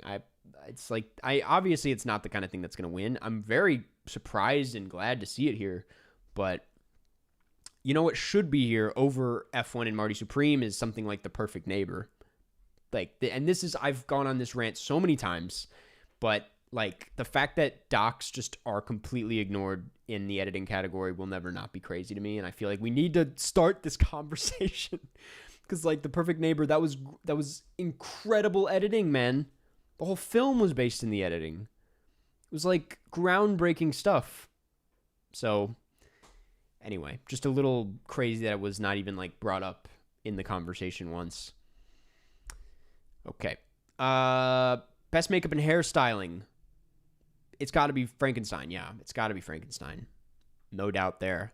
The Smashing Machine. Good to see it get something. I'm kind of a Smashing Machine defender, as you guys know. Ugly Stepsister, just watched that this week. Very gross. Like genuinely like made my stomach feel bad. A very fun movie and love the concept and had a great kind of like surreal Adult Swim vibe. I would pick Ugly Stepsister for this award personally, but I think it's got to be Frankenstein. There's no doubt. I couldn't finish Stepsister. Man, you missed a crazy ending. That's all I'm saying. Best production design. This is basically Jesse Buckley level sweep. I know that they got 6% for Sinners, which feels a bit high, but like Frankenstein, it's like a walk in the park in my book. Let's see, best score. Sinners also kind of a walk in the park. Even though like I would love to see one battle maybe like get a little bit of momentum here. The eye stuff was that was actually like that was where I was like, yeah, this better get nominated. It was. Cuz I was like, how the fuck did they actually do this? There's like some close-ups of the eye and the needle where I was like, actually, how did they do this? It's insane. And then like I love the way the camera like it goes into like a POV and like the red kind of like floods the screen. It's so funny. Funny is maybe the wrong word, but Yeah. Very, very happy Ugly Stepsister made it in. Yeah, as much as I love the one battle after another Tears of the Kingdom score, I think Sinners is it's really all about that, right? Why is Frankenstein in score? That's a good question. It's really one of Alexander Desplat's weakest scores. Maybe not even weak, but like just mediocre. It's kind of like an industry award. Should have gone to either Surratt or Marty Supreme. But as I've come to learn, the Academy or that specific voting body just hates electronic music for whatever reason. They just will refuse to nominate stuff like that. Yeah, I thought some people thought that like Tron was gonna get nominated, which would have been crazy. But they even snubbed that. It's like something about that. Best song, Diane Warren. I'm kidding. They won't let me take it out. They won't let me take it out. Fuck. Wait, they actually won't let me. Okay, that would have been devastating.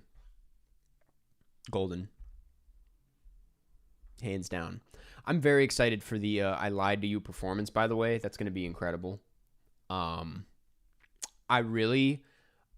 not going to do that this year, where each song gets its own performance. As far as I know, I hope they do, because Viva Verde is kind of an opera situation, and I mean, come on, for the bit. I think they should let them perform. There has to be some ballet opera performance, man. It would be a good bit.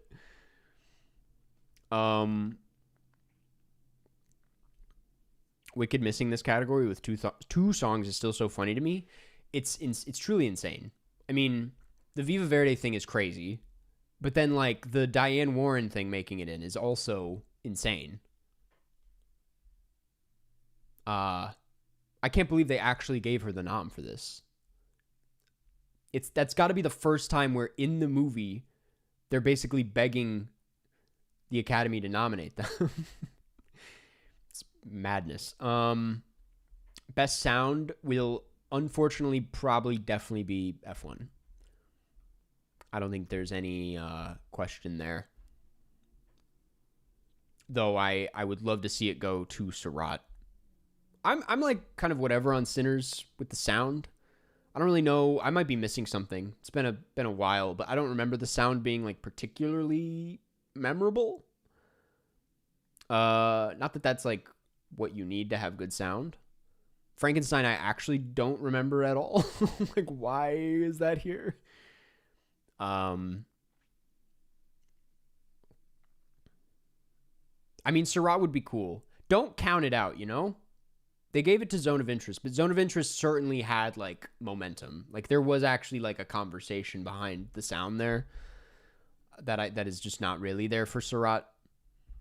It's amazing it got nominated at all, to be honest. Best VFX, we don't really need to talk about it. I will say Lost Bus did have very good VFX. Having seen it, I was impressed.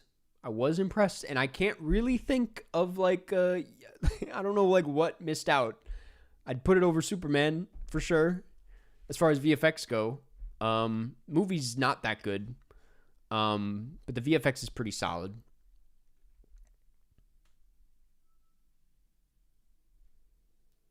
How is Lost Bus overrated? Did I just say that? I didn't mean to say it was well. It's like pretty solidly rated. I think Lost Bus has like gotten exactly the amount of attention it deserves for what it is. But I thought the VFX were good, man. The VFX were good.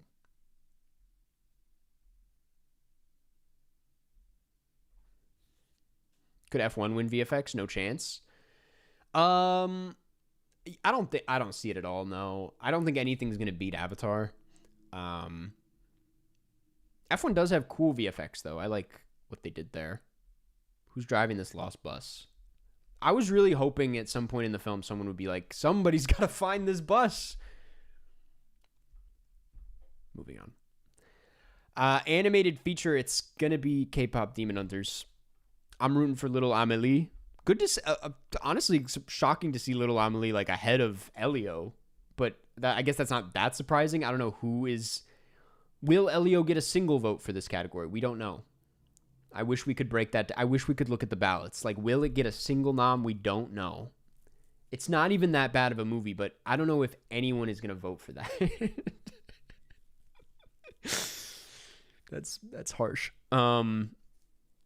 Yeah, I'll be rooting for Little Amelie. It's not going to happen, but I'm not going to be upset when K-pop wins. It's a good.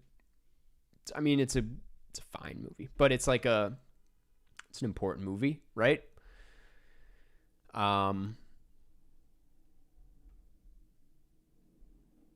Best documentary feature. This one's kind of interesting, in my opinion. I think there's like a bit of momentum behind Mr. Nobody Against Putin, to be honest with you. I think a lot of it won the BAFTA, I know that. I think The Perfect Neighbor is a bit of a powerhouse here, but I don't think I think there's something about Mr. Nobody Against Putin that's very very relevant and speaks to the times right now that I think will win over a lot of people. But at the same time, The Perfect Neighbor is just kind of like an absolute hit.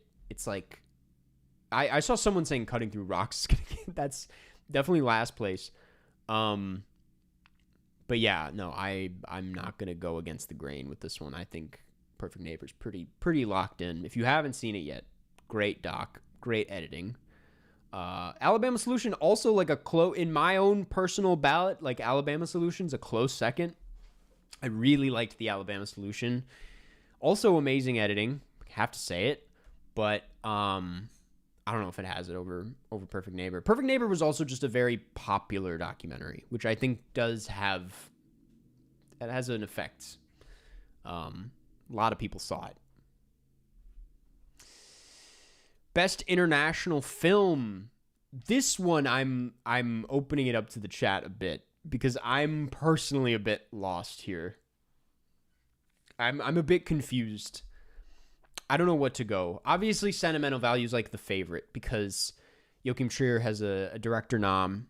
It's got a screenplay nom, more acting nom. I mean, it performed really well nominations wise, but like you can't doubt Brazil, man. You just can't doubt Brazil. And like the love for The Secret Agent. There's people like not to bring up my parents every stream, but like they love The Secret. I did not expect them to love The Secret Agent, but they were like that's like up there for them for Best Picture. And I'm like, dude, I doubted this film's like the strength on display here.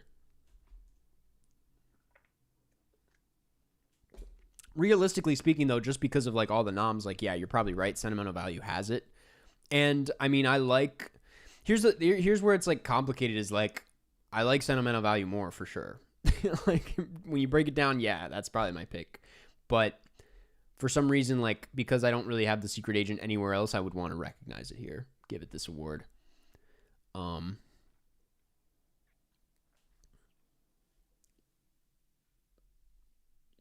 It Was Just an Accident is not being talked about enough. No, it is not. It should have been in Best Picture.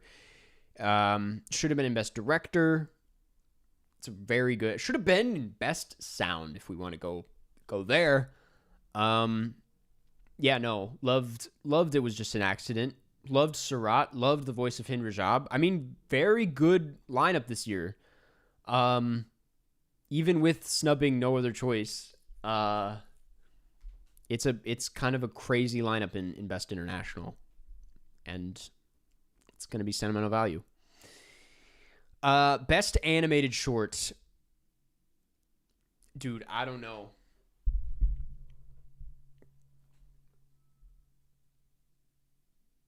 This is a toss-up. I don't give a fuck. Like, we might as well just like take out the percentages because it doesn't matter. It does not matter for this. Hot take, gets Surat out of there. Worst movie of the year. That's just wrong. Retirement Plan sweep. You know that's my choice. You know I'd love to see Retirement Plan get this. And I don't think it's out of the question. I think Three Sisters and Forever Green Dude, I don't know, man. I don't know. I can see it happening. I can see Forever Green winning.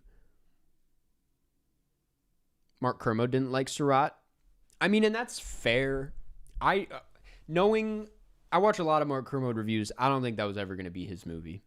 it's that is a it's a he doesn't really get down with that kind of stuff. It seems like the very like physically exhausting type of stuff.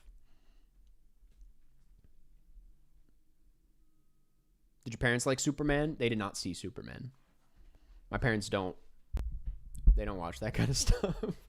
Just a quick backstory. When I was in high school, I was really into Guardians of the Galaxy, had it on DVD, and was like, we gotta watch this. I put it on. My mom walked out like 10 minutes in. She's like, I'm gonna go make dinner. And I was like, and my dad like started doing something else, and then it was just me alone in the room watching the movie that I put on for other people to watch. And I was like, well, I'm never gonna do this again. Girl Who Cried Pearls. That's my crazy prediction. I think it'll take it. I think Girl Who Cried Pearls, very ambitious, amazing animation. Yeah. You gotta go risky with the shorts, man. You gotta go risky. If it does end up being Butterfly, I'm gonna be kind of pissed. But I'm actually not gonna be upset at the actual win because it's a great short. All the Empty Rooms, this one feels a bit more straightforward because I don't, even though, personally, I would go Perfectly a Stranger, which I'm laughing about because if you've seen the film, you know that's a ridiculous pick for this. Close second would be The Devil is Busy, which is also co-directed by Geeta Gandabir, who did The Perfect Neighbor. It would be crazy if she got 2 awards for 2 different films in one night. That said, All the Empty Rooms is kind of the most topical. It seems to be doing the best. It's getting a lot of momentum, and I'm not upset to see it. It wasn't my favorite. It didn't do much for me. I found it a little underwhelming, all things considered, but not upset at this win. That will definitely happen. Best live action short. They're saying A Friend of Dorothy. I don't know where that's coming from, and I guess we found the one that I'm rooting against. I got nothing against. It's a very sweet movie. It's cute, but it's a little too sappy for my taste. A little too predictable and cliche, and just did close to nothing for me. So I'm not a big Friend of Dorothy fan. I think there's a lot of hype for Two People Exchanging Saliva. I think anyone who watched these shorts would know that that's kind of... I mean, last year, I'm Not a Robot one, which was a similar kind of like high concept film. And this is just a better example of it, I would say. Even though it's so absurd, I think it speaks to the times in some weird way. So I'm gonna go ahead and say Two People Exchanging Saliva is gonna take it. If you haven't seen it, it's on YouTube. You can watch it on YouTube. It's a great short. Dude, you know me. I'm going The Singers. I do love The Singers. I think it's being written off as just like a silly movie about guys singing in a bar when I'm like, no, this is the male. It's the way I felt about, what's it called? The hair loss one in the animated category last year. I'm like, this is tapping into the male experience, man. This is tapping into our need for community and our way of connecting with each other, and like what it's really all about at the end of the day. I don't know. I just thought it was great, and it looks amazing. It's beautifully shot. Singer's got some grit to it. Yeah, man, you could say that. I think that's it, right? I think that's got to be it. Yep, that's it. Well, those were my picks and predictions. Well, mostly just predictions, not really picks. If you're just tuning in, if you showed up late, you can rewind the stream and check them out. But yeah, man, I feel fairly confident in this, to be honest. There's a few crazy ones in there. Wunmi Masaku, a little crazy. The shorts are a bit up in the air. But I feel like I played it relatively safe. I think the Timmy thing is weirdly crazy. But I'm standing by what I said. I think he's got it. Okay, big screen. We're back. Big screen. You did not use Superbet? I did not. I don't really know how any of that works, if I'm going to be honest with you. Apocalypse Bald? That is definitely not what it was called. It was called, like, The Brothers or what? It was like a bunch of guys who go to Turkey to get a hair transplant. Man, what was it? I need to know this before I move on. Did someone say it in chat? Isn't that a funny name, though? Yeah. Beautiful Men. Beautiful Men. Yeah. No, great movie. That was one of those things.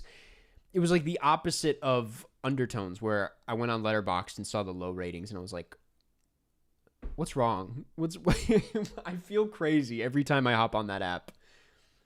And then I get out of Undertones, and I'm like, well, that was surely not a very successful film, was it? And then everyone's giving it like 4.5 stars, and I'm like, just fuck me, I guess.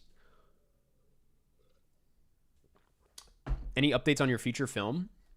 Nothing I can say. I have a no. No. Other than the script is in a very good spot, and I'm getting good feedback on it, which is really, I'm excited. I hope, honestly, I think I'm manifesting some motion, but who's to say? I'm not trying to get any hopes up anymore. Big cup of water. Yeah, I mean, any thoughts on the Boston Red Sox? I have no thoughts on the Boston Red Sox, to be honest with you. Can we go another Wiseman or an Irish film this week? I'm open to it. Yeah, I say we transition into our next section, which is the weekly film club movie. If you are new here, we do a monthly. Where's the damn thing? Every week, chat, or I should say members vote on a movie for next week, and we discuss it, kind of like a film club. It's really fun. We nominate 4 films in chat, and then I post a poll on the community tab for this channel, and if you're a member, which you should consider being, it's a great way to support the channel, and we have tons of fun perks, you get to vote in the poll, and we decide what we watch for next week. But let's throw some names out there. Let's throw some films out there that would be fun to discuss. And I want to highlight fun to discuss because after this week's film, The Wailing, I was kind of like, okay, we need to lock in a bit. Like, it was a great movie, but I was like, this is a lot to get into, and I don't know if I'm going to do a very good job today for a couple reasons. But let's not get into that yet. Let's think about next week. I might put down another Fellini, to be honest. I really want to watch a Fellini and talk about it on this broadcast, just because I'm really behind on my Fellini, and it'd be fun. Everybody Wants Some. We just did. See, I want to watch Everybody Wants Some for sure, but we just did a Richard Linklater hangout film, and it was basically like the the one before Everybody Wants Some. So we don't need to do that again so soon. I'm also open to Antonioni. I'm going to put down With Nail and I. We put it down a lot, and it never wins, but one of these days, it's kind of the new Blade. Like, Blade was in the running for so long.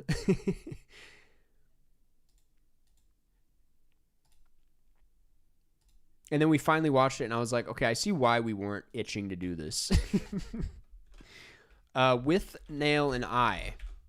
Is that how you say it, by the way? Big Lebowski? I literally just watched The Big Lebowski like a month ago. Opening night for sure. Opening night, down for that. Clockers could be good. Clockers could be interesting. Dude, Targets, the Peter Bogdanovich film. Is that what you're referring to? I've actually been like so in the mood to watch Targets recently. I've been like so in the mood to watch it. I'm definitely putting down Targets. There's no chance it gets voted on, but like maybe you guys will surprise me. I would love to watch Targets. Wind That Shakes the Barley for St. Pat's. Never even heard of it. Wait. I remember that one time I put in a movie that, like, I just kind of trusted the chatter. And then I looked and, like, it was like... it was a silly movie to put in. Oh, this is a Cillian Murphy, Ken Loach film. Yes. Oh, yeah. Oh, I'd happily get into... Yes, I'm going to put that in for sure. That looks great, man.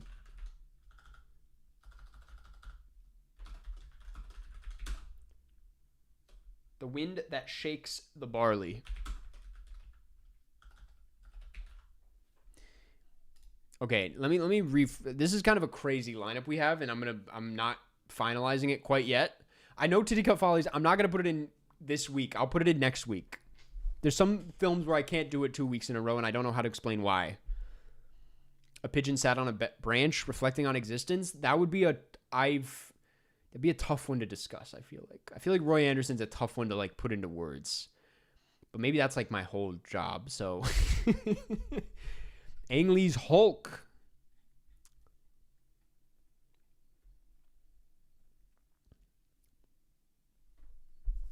I've seen Velvet Goldmine. I like it. I like it good and fine. Tokyo Sonata. You guys know the way to my heart. You know I'd love to watch Tokyo Sonata. Delicatessen. Saw someone saying...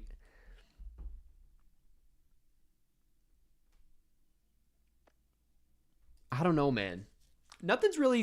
I know Clockers is kind of getting to me.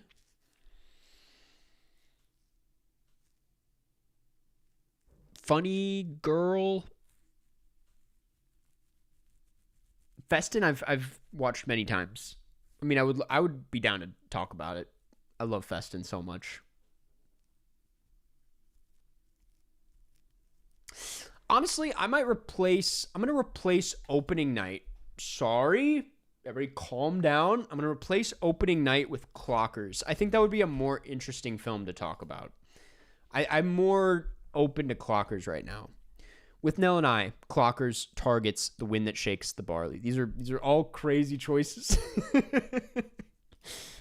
Okay. I'm going to lock that in. If I didn't nominate yours, there's always next week. That's why you got to tune into these streams. There's always next week. Okay, next week, it will either be with Nail and I, Clockers, Targets, or The Wind That Shakes the Barley. If you want to vote on this poll, consider becoming a member. You'll have access to the poll over on the community tab on this very channel. It is live right now, and we will decide on the winner at the end of the stream. For now, we're going to get into the part that I've been dreading the whole stream, which is talking about The Wailing. Okay, let's just start. The Wailing is a 2016 horror mystery crime ghost exorcist movie. A lot going on here. Detective, thriller, what have you. I'm not going to spoil it. That will actually maybe make my job here a little easier, is that I'm not going to spoil it, which gives me a lot less to have to cover. There's a couple scenes where I will just like generally go over it. I know the whole point of the film club is that everybody watches it, but I think to get into the nitty-gritty of this film is kind of a slippery slope, because then you start to like really go off the rails with like plot details and like putting it all together, which I think we'll get into it. This is directed by Na Hong Jin, filmmaker I was unfamiliar with until this. Float, thank you for becoming a member, by the way. I'm not familiar with him. It was not tapped in. This is his most popular film as far as I know. He's also directed The Yellow Sea and The Chaser. He's got a new film coming out this year called Hope, which is why I was kind of itching to watch this. It's been on my radar for a little bit for that reason, because Hope is kind of it's got buzz as far as I know. I don't really know where that buzz is coming from, but it's like his first film since, actually that's not true. Or maybe it is. Is it his first film since The Wailing? What's the medium? Yeah, it's his first film since The Wailing. So that is, yeah. So it's a pretty buzzy title. It might be at Cannes. That's the other thing. It's like it's one of those Cannes films. It's like kind of on the radar, and seems like it'll be a big deal. But anyway, we're not talking about that because it's not out yet. We're talking about The Wailing, which came out in 2016. The plot goes: an officer investigates the outbreak of a deadly disease after his daughter is infected, unearthing horrifying secrets as he strives to protect her. Where do we start? This it feels very much like a mishmash of a lot of different movies that I love. No brain cells. Thank you for no brain cells. I'm sorry. No Brian cells. Thank you for the membership. Yes, there's a lot going on here, and it's a hard film to kind of figure out what exactly you're watching. It starts as kind of a Cure Zodiac vibe. It's like an investigative thriller. This officer comes in and is trying to crack the case. He's a very kind of rigid, clearly agitated, like frustrated man who seems to be a tough shell to break through. And he's clumsy. Yeah. I think this is important. I'm only describing him this way because I think that has I like how his character sort of mirrors the plot of this film. I think he is a very fascinating person to watch unravel here. Because the film starts as that. It starts as an investigative thriller, which by design are very sharp and have very clear lines and rules that they follow. It's putting together different pieces that will form a puzzle, and paying attention to the facts. What's the truth? What's happening? And because the film turns into this like kind of ghostly exorcist film, a lot of that logic and way of thinking just kind of gets thrown out as the film goes on. And you see this officer who works under this specific way of thinking kind of like crumble because everything he thought he believed like starts to, fall apart. And it's a very interesting film in that way. And that's my way of like kind of defending the way this film jumps through tones, because I was briefly reading like a couple reviews for it that were very, a lot of the critiques for it are the fact that it starts out kind of silly, if I'm going to be honest. It has like a similar sense of humor to like a lot of Bong Joon-ho movies, where it's like a very kind of dark sense of humor that's like surrounding death and crime, but like it's the people look kind of goofy, and so you kind of think that it's this sort of silly, not silly, but like it has a sense of humor, and it's a bit light on its feet. And then it takes a very sharp turn about like halfway through, with when it introduces a lot of these religious themes and a lot of the exorcist stuff, a lot of the ritualistic subplots just start to take over the film, and it gets very unfunny very fast, and not in a way that is like overly dark or it is very disturbing. Don't get me wrong. Speechless, thank you for the membership, by the way. But it's doesn't have much of a sense of humor by the end. I won't lie to you. And that's not a problem, because that's just what the movie is. But I can see this being a very frustrating watch for a lot of people, because I've been beating around the bush over the fact that this is a very long movie. It's like 2 hours and 36 minutes long. And I think that's like kind of a part of it that I'm not crazy about. I don't really think it needs to go on for this long. It does start to feel a bit repetitive after a while. I think it does this as a way of gently easing you through the tones to like try and get you on board with what it turns into, because I think that's like it's really what's at the heart of this is this man's, I think this guy's like existential crisis basically is like what is driving the film more so than like the actual case, which I think becomes A, just a little too confusing and loopy, and B, just doesn't really seem to matter by the end. And that's like a big point that the film is making, is that like a lot of this is inevitable or like out of control, or it's like it's embedded in who we are, and that's like what caused the crimes. At least that was my read on it. It's a very complex movie in how it weaves together all of these different themes of like religion and law and just different societal norms. It feels like there's a lot going on at once. And that's why I was dreading this section of the broadcast, because I just like don't really think I have a grasp on it. And I don't think that's like a completely uncommon experience with this film, from what I understand. I think that to a lot of people, it might feel a little jumbled and a little all over the place and requires multiple viewings.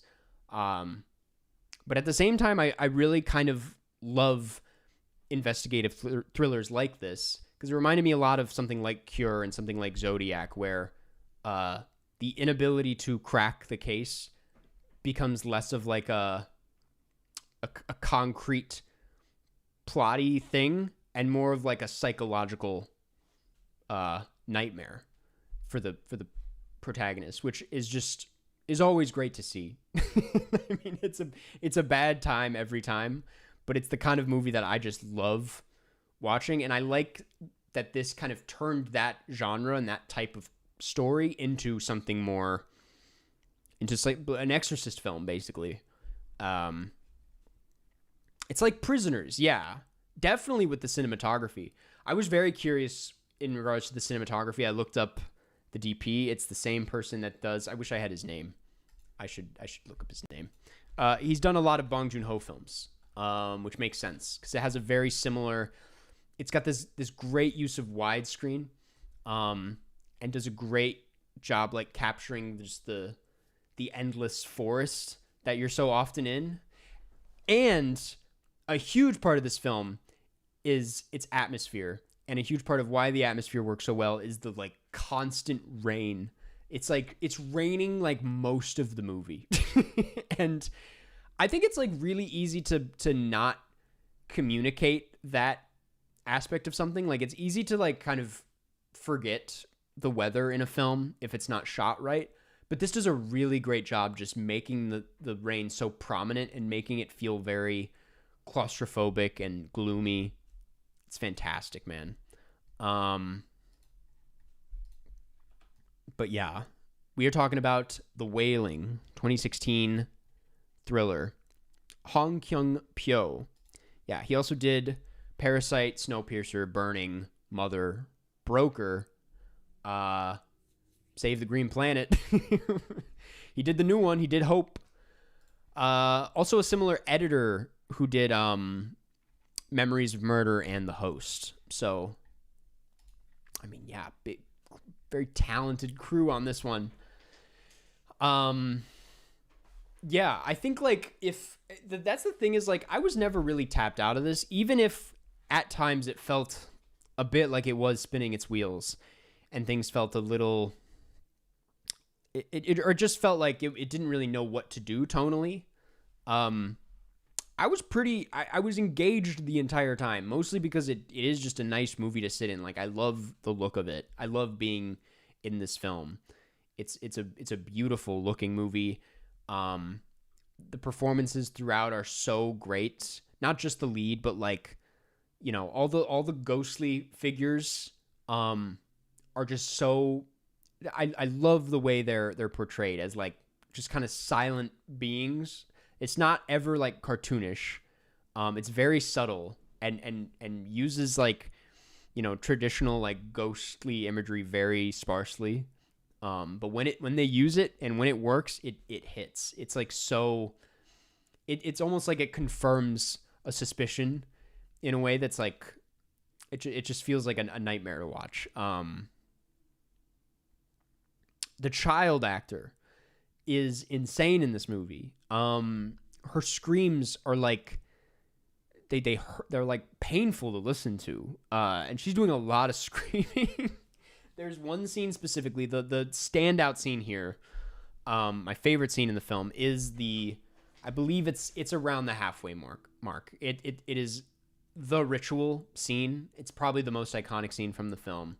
Cuts back and forth between the little girl, and the ritual happening, and like the stabbing, and it's I don't want to say too much. I don't want to spoil, but it's just so well edited, and the way it's like drawing parallels between like 3 different locations, I believe, is just so masterfully done. It doesn't like it kind of like takes you a second to put together the connections of everything. And the way the music builds, the way the screams kind of add to this like orchestra of just terrifying noises. It's masterfully done. It is, that's the Wailing, man. that is the titular Wailing, right? But yeah, I really enjoyed it. Gosh, what else? Was this anyone's first time watching this? / did you guys, because I when I realized how long this was, I'll be honest, I didn't know this was like over 2 hours long. I thought it was like a tight 2. I doubted if many people were going to watch it for this week, but I'm curious what the community thought, just because when I looked it up, I was kind of shocked at how across the board the reviews are. I mean, there's some people that this really doesn't work for. But I was on board. It's one of those rare films where it's like, I could admit it might be a little sloppy, but I think conceptually it's just, it's kind of, this is a huge stretch to be honest, but it like in a way reminded me of The Secret Agent in how many different ideas and genres it's pulling from and putting them all under one roof, and creates a sense of like paranoia through all of it. Like if there's one thing that can connect everything, it's the sense of paranoia. That's a huge stretch, but if I had to like tie it into anything coming out now, we are talking about The Wailing 2016. It's the weekly film club movie. Which, by the way, checking in on the poll. Damn, Withnail and I is every week, man. It gets demolished. Clockers is leading the way, which is crazy. The finale really ties it together. I agree. I do think it cleans itself up in the end. I honestly don't think it ever really loses sight of what it is. I just think there's too much of it, which is I think that's where it loses people. I think this like it works. The story really works, and I love the idea of so many different subgenres of horror existing under one movie, and how the film like manages to subtly transform into that is really, really neat. I just think there's like maybe a little too much.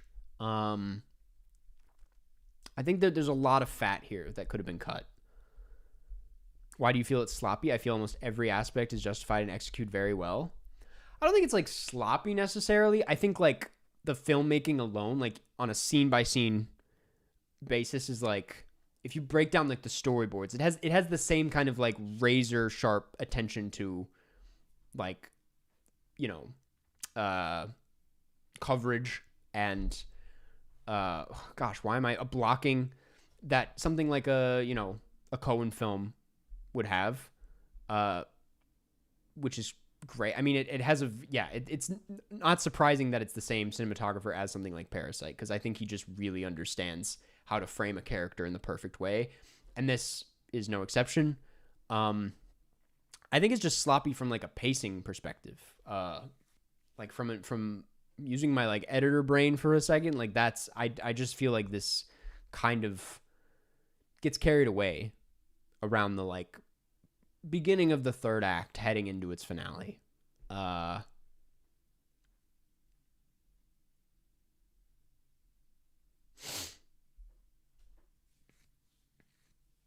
you explain the Christian symbology with the demon in the end?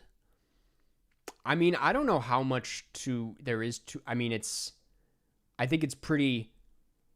I think you answered it yourself. I think that's the demon. It's like that's Satan in the woods or in his like cave. I don't think there's. I mean, I took it very literally. Maybe I shouldn't have. I honestly think that could be something that like turns a lot of people off. Is that felt very literal, but if you're asking me like what it meant, I think it just literally meant like that's maybe they're like in hell. I don't know. I mean that stuff like that's when I don't know if I have much of a deeper read on some of that stuff, and maybe that's what doesn't work about it. But I also don't believe that it's that simple, which is why I want to give it another viewing one day. I mean, it does keep you guessing in the climax, and it also does not really wrap anything up. I feel like it ends on a note that implies that like this is a never-ending nightmare, which is kind of the vibe I got. It feels very non-conclusive in a way that I found weirdly sad. I know that's probably unsatisfying to people who spend like 150 minutes hoping this figures itself out, but like I really love where it ends up.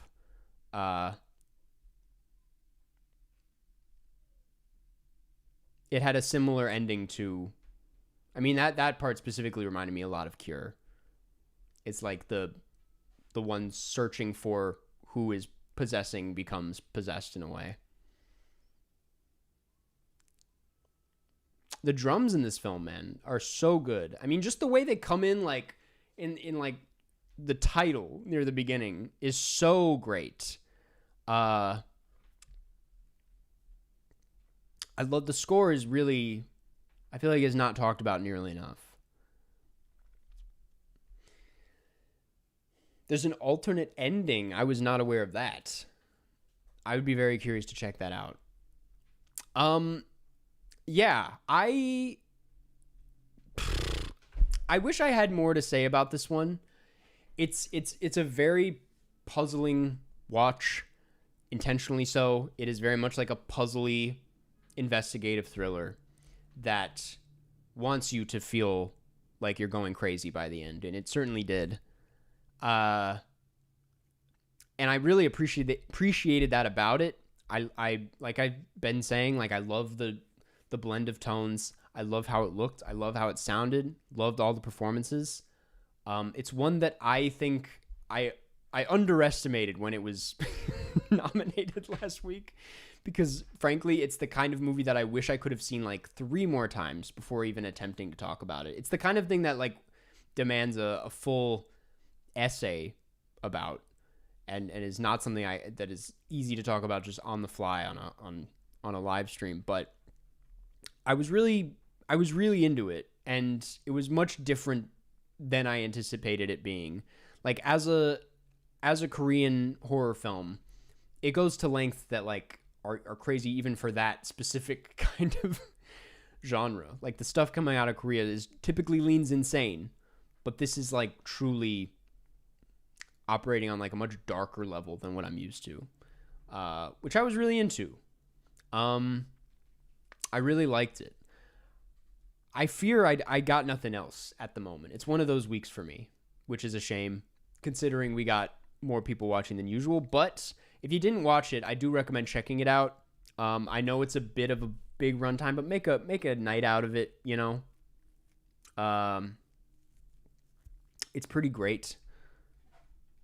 There's so much happening, but I really saw it as a vibe movie. It shouldn't be a vibe. I mean, the two things can be true, you know. That's how I feel about something like Cure or Zodiac. It's like I think that's when this genre operates at its best, is when it can take such a plotty genre and make it something a lot headier. But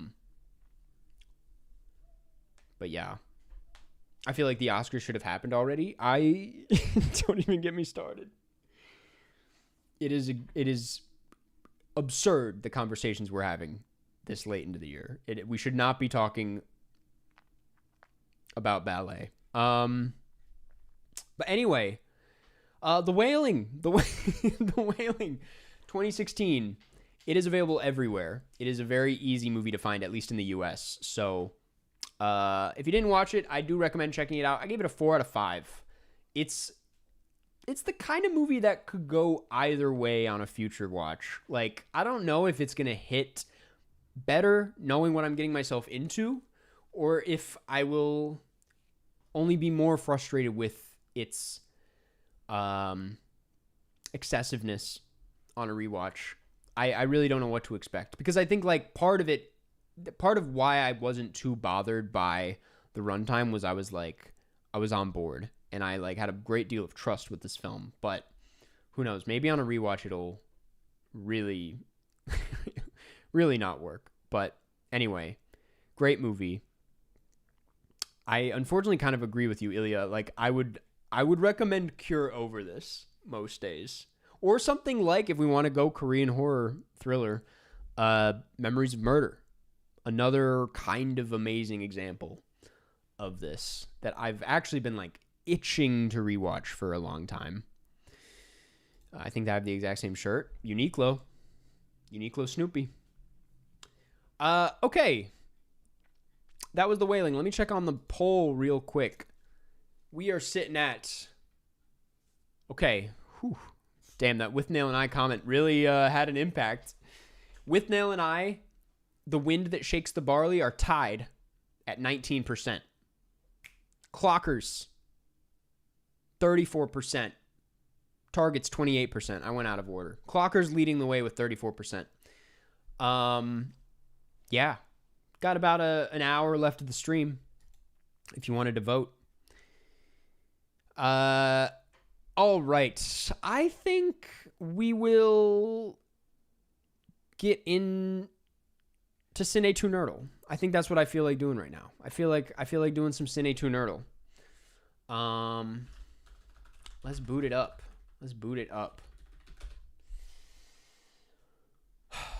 Fall Guys. I haven't had a Fall Guys request, I think, ever. Have I ever played Fall Guys on stream? I don't think so. Okay. We're going to play some Cinenerdle. If you're new here, that's very exciting. Cinenerdle is a very fun game. That I will explain, or try to explain in a second, but we'll do a couple of the little puzzles first. I'd play Fall Guys right now.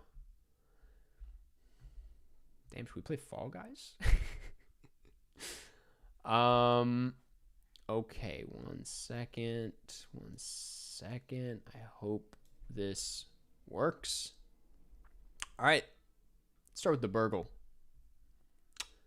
So we're basically trying to take all of these words that are used at some point in the film's synopses and trying to cross them all out. Use as many of them in one movie as possible. It's kind of a hard one to explain, but I think you get the idea.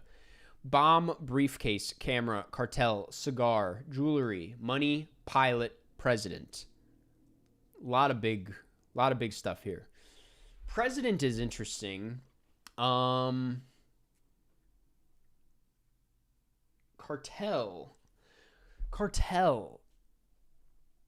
The cartel is stumping me. Like, a lot of these feel like they could easily fit into one movie. I mean, bomb, briefcase, camera, jewelry, cigar. I mean, I want to say like Scarface off the bat. That feels like it would have a lot of this. Okay, bomb, cartel, money. That's pretty good. We took care of cartel, which was important. Briefcase, camera, cigar, jewelry, pilot, president. President makes me want to go National Treasure. I don't know why I can't get National Treasure out of my head. Pilot, though. Pilot, president, jewelry, camera, briefcase, cigar. Shoot, cigar. Cigar is interesting because it's like, when would a cigar play such a role in a film that it like is in the plot? Like, when does cigar become like such, like, I can't think of any movie where that's such an important thing. What's an iconic character that rocks a cigar? I'm not looking at chat, by the way. I look at chat too much when I play these things, so I'm not looking. President, pilot, camera, jewelry, camera. Oh. This is not gonna do it, but I'm gonna do Civil War. That will take away camera and president for sure. Okay. Cigar, jewelry, pilot, briefcase. I'm gonna go Pink Panther. 2006. Gotta have jewelry. What? President would have worked for that, but jewelry. Cigar. A character that uses a cigar in an important way. Cigar box. Cigar. It's like at the tip of my tongue.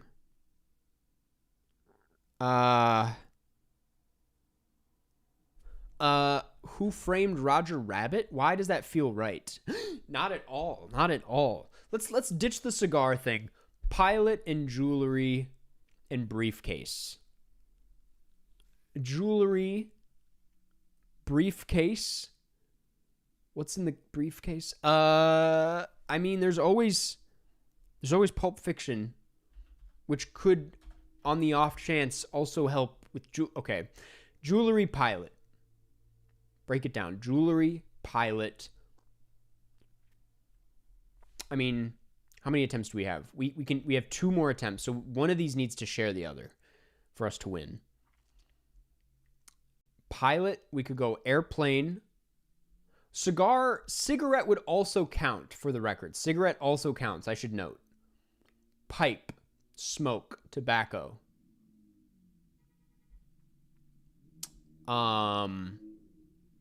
Cigarette. I want to go The Long Goodbye here, to be honest with you. I feel like my best bet is to like get a single thing on cigar. But who's smoking more cigarettes than Elliot Gould in The Long Goodbye? Nobody.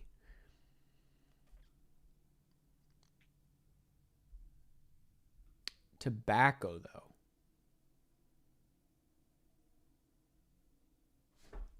I'm gonna go I'm just gonna hope for the best here. It didn't work. It didn't work. Okay, pilot. Let's at least get pilot out of the way. Oh man, that was rough.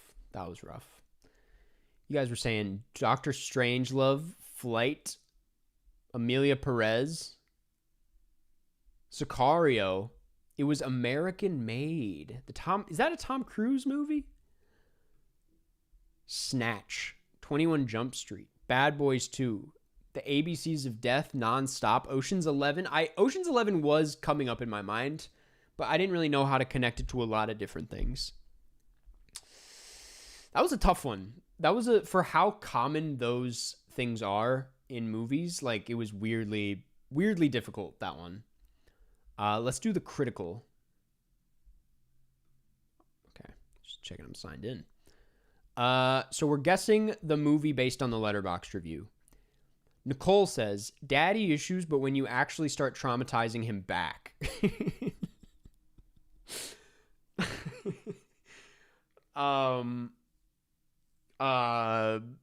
That's a very unique situation. It's a very unique situation. I think I'm going to say Pretty Woman. No. 2 stars, 2.5, 2.5. Pretty bad reviews. But like, so Pretty Woman's not out of the question, honestly. It's not Pretty Woman. I'm going to skip this 5-star and go over to this 2-star, which is giving me more. Suffers the Eggers Nosferatu problem in that the source material is so stylistically... Oh, blocking the screen. So stylistically in tune with the director's usual obsessions and characteristics that it doesn't feel like anything new is unearthed. Director's version of blank feels like a lifelong artistic itch that he needed to scratch. That's fine in theory, but I wish the film functioned more as an experiment rather than an obligation. Nasty gore, beautiful gowns. Nasty gore, beautiful gowns. Okay, I think I've seen this movie. I want to say I've seen this. Suffers the Eggers Nosferatu problem, which makes me think it came out after Nosferatu. This is a movie that came out this year. Oh, this is Frankenstein, because he's traumatizing his dad back. This is Frankenstein. Is it? Nasty gore in Frankenstein? Oh, that took me longer than it should have. I didn't think these reviews are harsh for that. Damn, man. Well, we got it. That was pretty good. Let's do the original. It's basically New York Times connections, but with movies. Is held captive with Buttercup during the apocalypse in the woods Brie Larson with their son in the kingdom of Florin. In a bathroom is a pirate. Paul Dano rides a bus in a shed with a dead body, has a baby. Carrie Elwes? I've never read that name before in my life. Emily Blunt. Who the fuck is this? Carrie Elwes? Okay. Is held captive. Brie Larson held captive with their son in a... Where are they in room? I want to say a shed. Okay, yeah. Paul Dano rides a bus in the woods. In the woods with a dead body. That's Swiss Army Man. Is a pirate... Oh. Emily Blunt has a baby during the apocalypse in a bathroom. That's A Quiet Place. And then that's The Princess Bride. Oh, and then we have in a bathroom with a dead body, is held captive. And I just took a guess on that one. That was one of the easiest ones I've ever done. Reversal. Romeo Must Die. Never seen it. Beetlejuice. Do the Right Thing. Sinners. Inside Man. The Harder They Fall. Never seen it. Barton Fink. The Piano Lesson. Didn't see it. The Batman. Oh Brother, Where Art Thou? The Creator. Black Klansman. Malcolm and Marie. Poor Things. Nosferatu. Crooklyn. Okay. Well, we do have Spike Lee going. We have Black Klansman, Crooklyn, and Inside Man, and Do the Right Thing. And then we have Black Klansman, The Creator, The Piano Lesson, Malcolm and Marie. That's going to be John David Washington. We have Beetlejuice, Inside Man, Poor Things. I'm blanking on who that is. Inside Man, Poor Things, and Beetlejuice.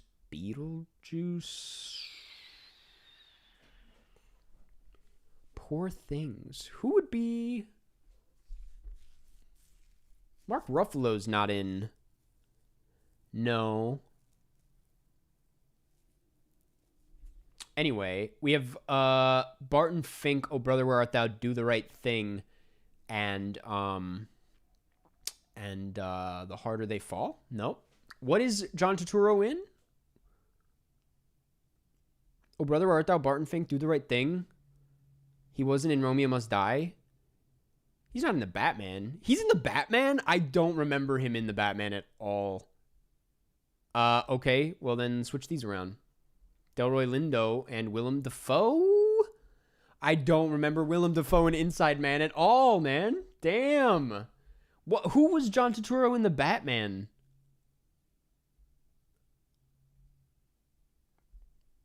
We're kind of crushing the puzzles today, I'm not going to lie to you. Karsten, my girlfriend made this puzzle. Ted Schwartz, thank you for the super chat. And that's crazy. Good puzzle. Those are deep cuts for Willem Dafoe. Kind of a good Willem Dafoe clue. Damn, dude. The Batman was a good movie.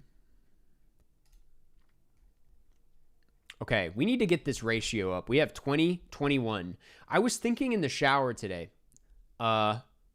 We might be at the point where we can play the 2026 win condition. Listen, I'm not gonna take out Danny Elfman for sure. I don't even know if we can use the... We can. Go to the movies. We need 3 2026 films. Now, here's the thing. We now have The Bride, which helps us a lot. That's a big cast of people in The Bride. We also have Hoppers. Not as helpful, to be honest with you. What else do we have? Let me just look.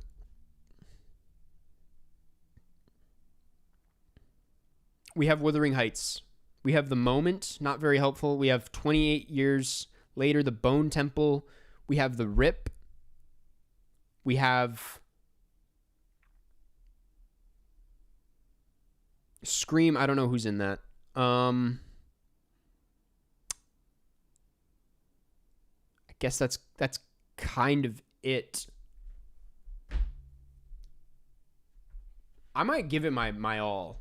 I'm confident that I can do it. I think I can do this. If I can name 3 2026 movies, and we even have we can even add a cast. Let's go. I'm gonna give it my best shot. I don't think this is gonna be terrible. Crime 101. Wait, yes, Crime 101. Send Help. Oh, Hoppers has Meryl Streep. Okay, that's actually very helpful. Let's give it our all. Is Project Hail Mary in the game though? I don't think it has to come out like wide first. Pineapples 1, 2, 3. Significantly higher rank than me. I'm gonna eat a beef stick. Billy Madison, Adam Sandler, Norm Macdonald. I'm not seeing a route off the bat. They need Become the Film, bro. So I got to stay away from Denis Villeneuve, Quentin Tarantino, Martin Scorsese. Okay, here we go.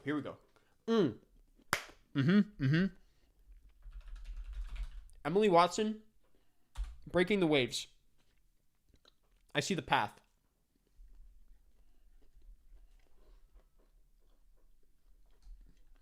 Lost the Path.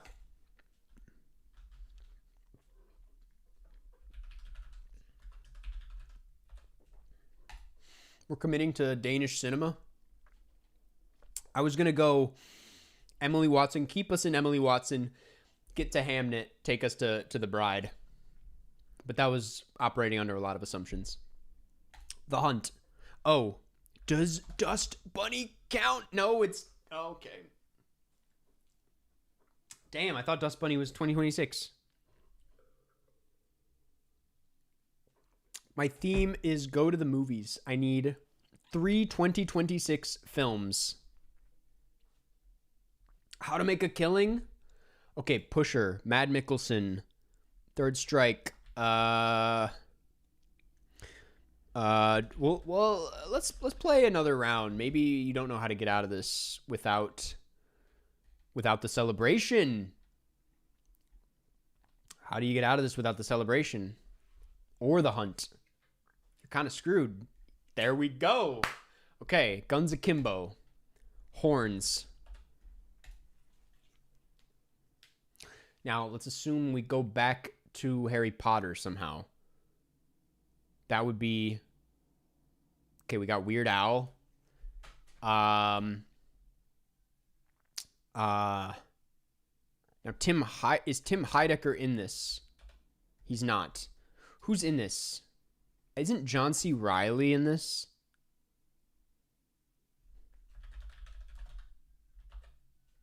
That's not...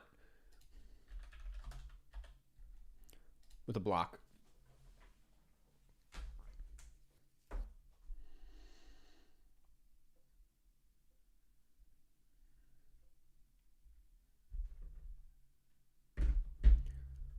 High Life. Robert Pattinson. It's not going to work. Shit.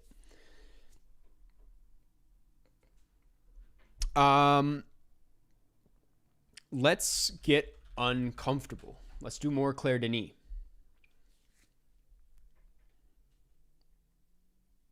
This could be good for me. This could be actually really good for me.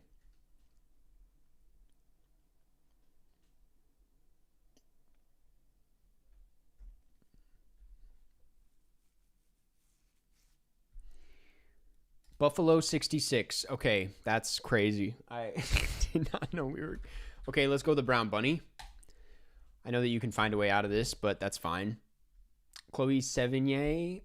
Is she in any... I think we're fine. There is a connection, but I don't think you're going to go for it. You didn't go for it. Thank you. Thank you. Thank you. That's going to be the... where is it? That's going to be the Bride 2026. That is going to be the Bride 2026 with a block.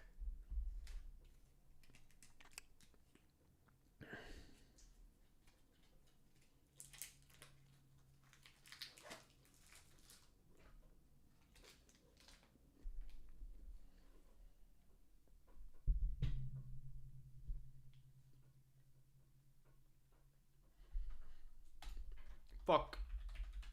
There we go. Thank you for the Meryl Streep tip. That's crazy. That is crazy. Oh my god. Oh my god.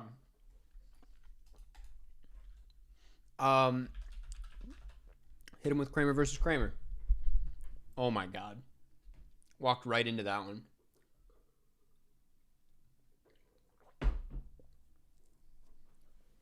Midnight Cowboy. John Voight, Deliverance. Let's get uncomfortable. Let's get weird with it. Oh! Okay, that's fine. John Voight. Wise of you to do that. That's fine. Yeah,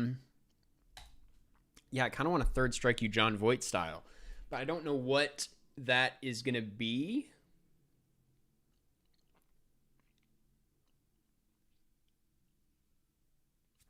Shia LaBeouf. I'm going to go Honey Boy. Thinking. Is Shia LaBeouf in any... I think we're fine here. I don't think we have to worry. That block was kind of devastating. That could have really... Surf's Up. Surf's Up. Okay, Shia LaBeouf, third strike. Fuck. Shia LaBeouf, third strike. Dude, I'm blanking, man. Holes. That's also a John Voight movie. That's so funny. That is also, I forgot about Holes. Alien.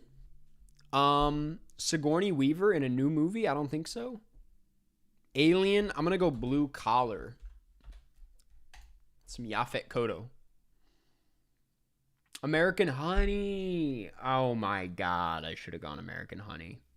Or the fucking Peanut Butter Falcon, dude. Oh my god, I should have gone Peanut Butter Falcon. He's running away with it. He's running away with it. Okay. Okay. Okay. We need to I'm gonna go to the Last Picture Show with a brick. If this gets into sketchy territory, then I need to get out of here. Oh, I don't like this. Wait, no. This could work. This could work. This could work. I'll be fine. If he does what I think he's going to do. Please do what I think you're going to do. Oh, man. That's not what I meant. Oh, that's terrible. Okay, that's actually fine. That's actually fine. I'm going to get you another way. This is going to be fine. I completely forgot Stanley Kubrick was part of that. Fear and Desire. No.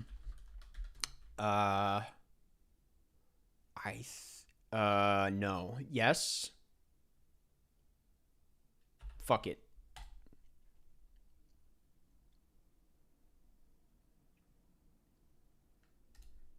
Rush you a little bit. Are you still waiting on those chips and guac from Kukuho? Yes.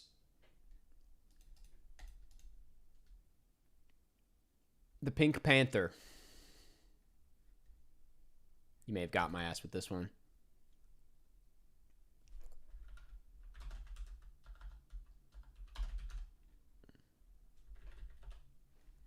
Fuck it.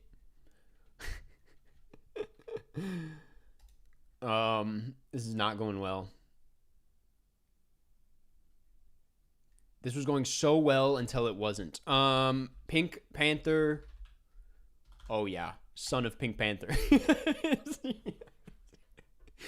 They made a lot of Pink Panthers. That's crazy. Night on Earth. Night on Earth. Lock in. Winona Ryder. She's not doing things like that anymore. That's fine. We are gonna go with Betty Blue.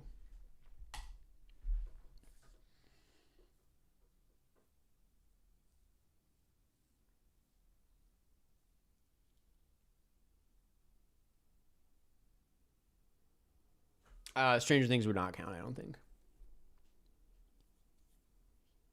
Is it on here? That would be insane. And also, I think it would technically be 2025 because it was New Year's Eve. Perks of Being a Wallflower. I'm just gonna see. Is it? No, it's not. The Perks of Being a Wallflower.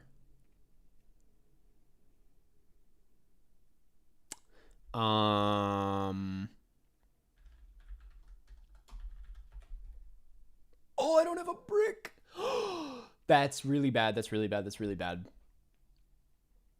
I need to escape whatever we go to next. This is not good.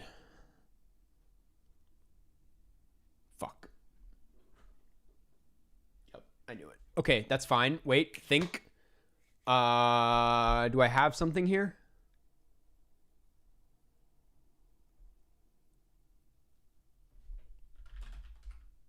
On the off chance? Nope.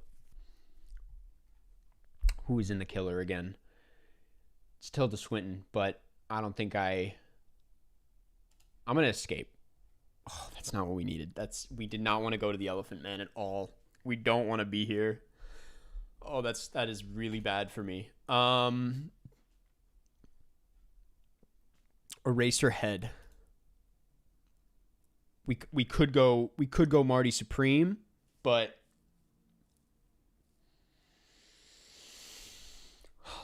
just get out.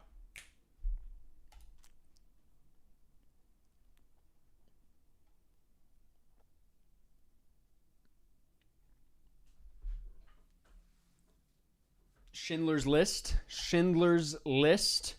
Oh, Bone Temple. Good game. Let's fucking go. Let's go.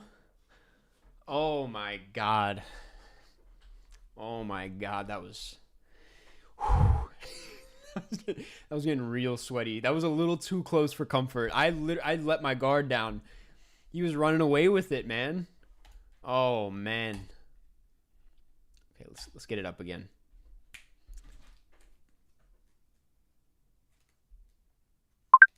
Good play. Thank you. Thank you. This is a little bit of a hard winning condition, to be honest. I only have like a handful of films to pull from. Black Widow.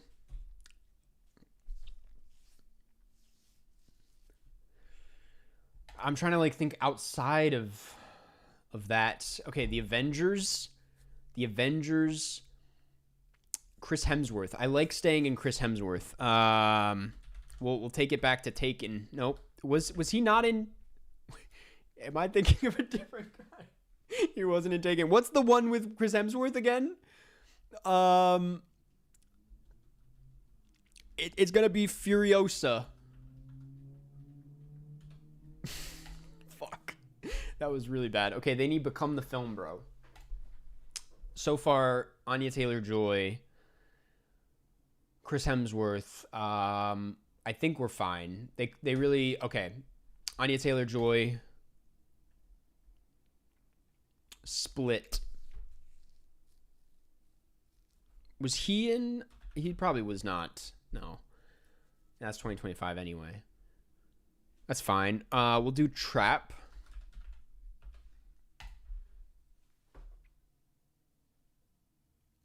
I know Crime 101, but I couldn't play it. It was in the non-battle stage. It wouldn't have counted.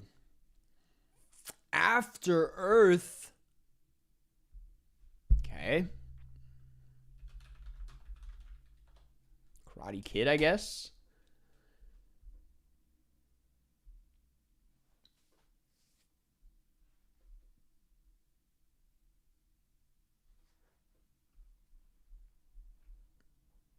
Bad Boys 2. No Hard Feelings. Nice. Okay. No Hard Feelings. You need to become the film bro. I have a fun place to go to. We're going to go The Holdover. Same DP.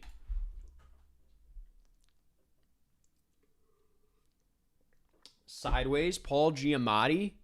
Third Strike. We're going to go Big Fat Liar. I was like, what's it called? Big Little Liar?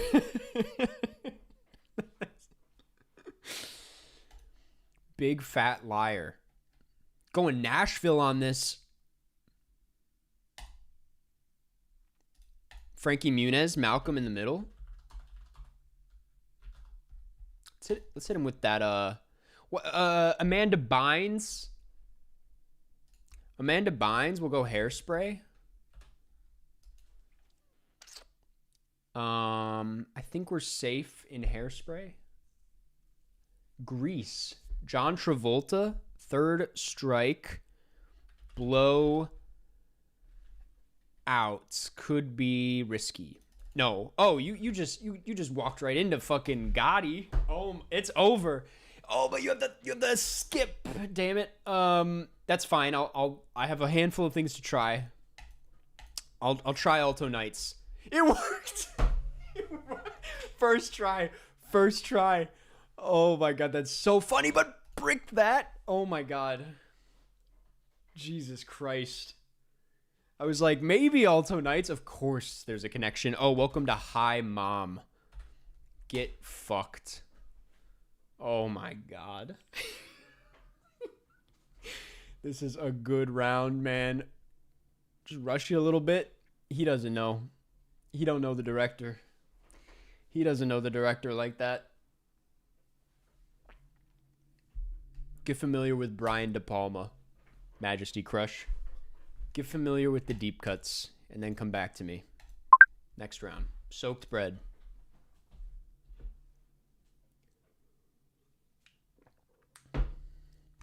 Carrie.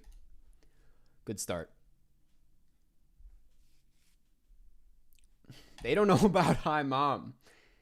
They just don't.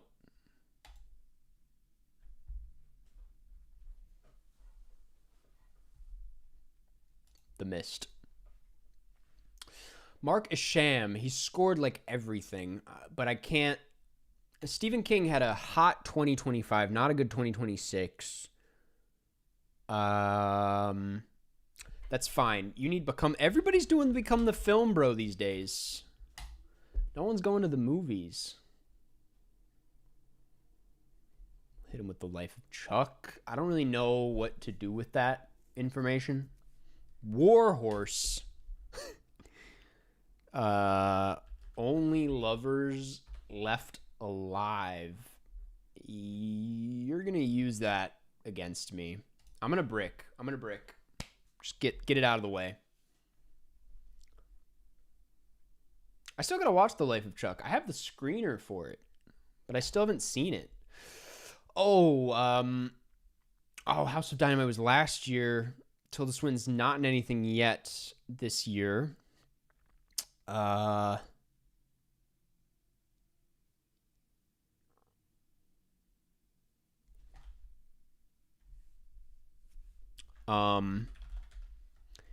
do Mad Max 1979.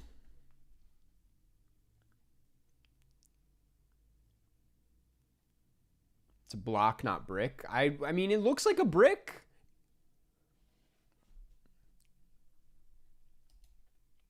George Miller, Third Strike Opportunity. George Miller, Third Strike Opportunity. There really isn't one. Witches of Eastwick is not a good play at all, actually. Babe, though. Babe, Pig in the City is not terrible. I'm not upset at Babe. Keep Brick, it's cute. Noted. Your greed sickens me. What are you talking about with my screeners? Furiosa did not deserve to bomb. No, it was a great film. It was a really good film. Is that it? Is that it? Babe Pig in the City for a win. I'm cooking right now. I am raising up. We're up against Barnyard. Odyssey would not count. It's only things that are like in theaters. Mary Queen of Scots. We have Saoirse Ronan and Margot Robbie. Let's find our way back to Wuthering Heights if we can.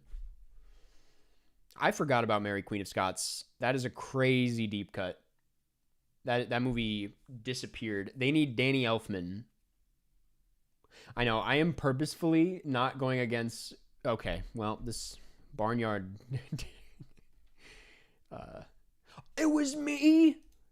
It was my turn? It was my return. It was straight up my turn. That's on me. That's on me. I was like, why isn't he playing anything?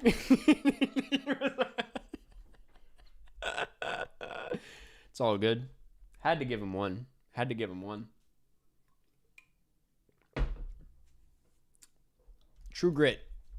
Carter Burwell. Jeff Bridges. Haley Steinfeld. Matt Damon. Let's stay in Matt Damon. Let's go talented Mr. Ripley. They need fantasy.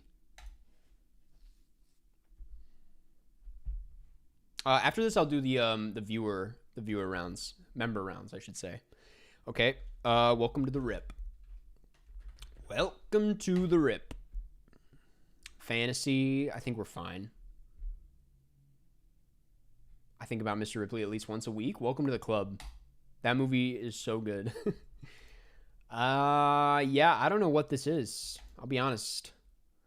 Liam Neeson. Oh, same director. I gotcha. I guess that kind of looks like Liam Neeson. Let's go Naked Gun. Or Schindler's List. Let's see what we can do with Schindler's List here. Make our way back to the Bone Temple, perhaps? Michael Collins. Liam Neeson, Third Strike. We're going to do Taken. I don't know who... You clearly know your action filmmakers, so you're probably going to find a way out.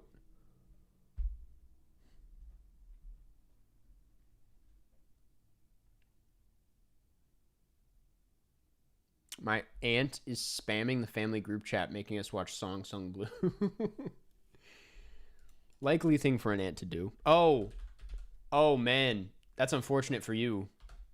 I guess it's unfortunate for me. I thought this was 2026, to be honest with you. Thought that was 2026. Lucy. Okay. I think you're overreacting a bit. Scarlett Johansson's not in anything right now. Eleanor the Great.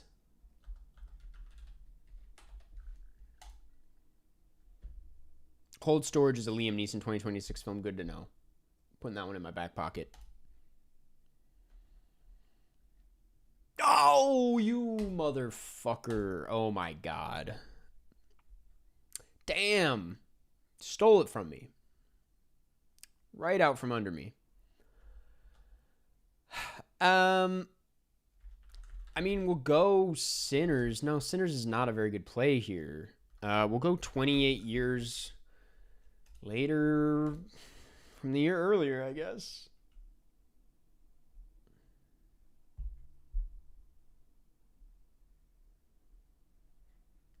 Warfare. Alex Garland, Third Strike. Noah Centineo is not in a new movie, I don't think. Neither is Charles Melton. But I could do Men. Not for me, but like because you're gonna go. You got to go somewhere.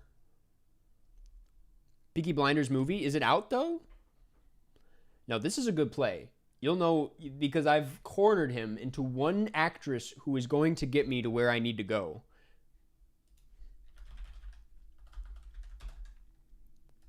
Yes.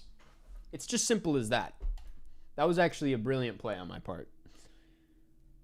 Peaky Blinders is out now? That's crazy. I didn't know Jessie Buckley was in Judy.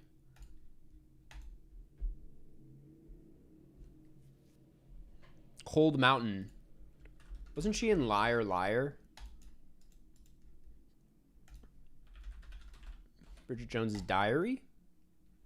We're getting uncomfortably close to fantasy, I fear. I just don't get this game. I mean, we're just trying to connect movies.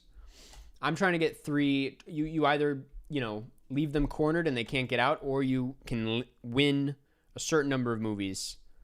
Hugh Grant, Heretic. What's her name from The Fabelmans? I feel better going there than in Hugh Grant. Chloe East. What's this game called again? Cinenerdle.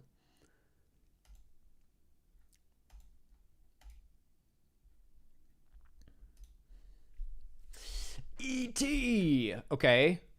Disclosure Day probably doesn't count yet. Nope. E.T. John Williams. Well, I'm going to go The Duel. Nope. I'm going to go The Duel. 1971. I'm going to go Duel. 1971. God.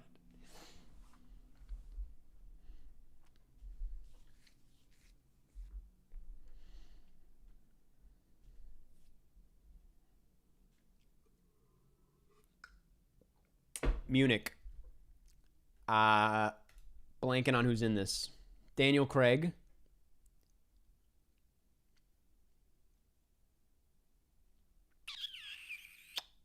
Daniel Craig, I guess, is all I can work with. I'm going to go Layer Cake.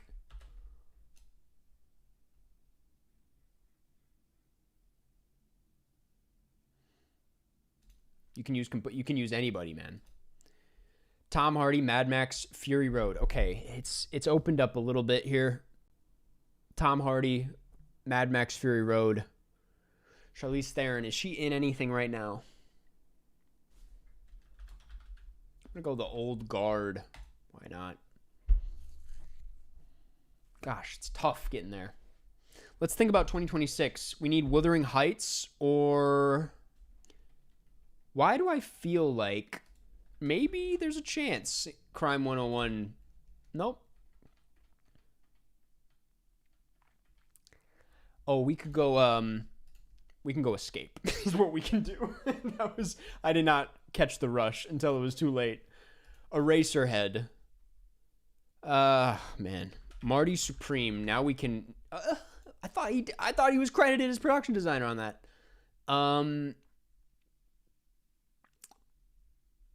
Am I getting whatever. Okay. Eraserhead. We'll go straight story.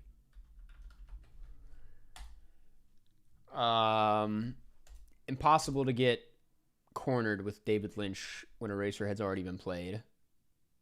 I already did Affleck. I did The Rip and I did The Bride. Mulholland Drive. I've waited my whole life for this moment. Hannah Montana, the movie. I've waited a long time to do that. It doesn't help me in any way, but it's a funny connection. I might even heart it.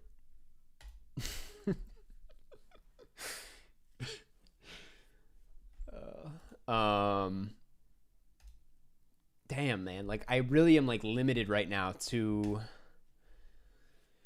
Wuthering Heights and The Moment and Hoppers, I guess. The Hateful Eight. We can try... That's not going to help at all, man. That's literally not going to help at all.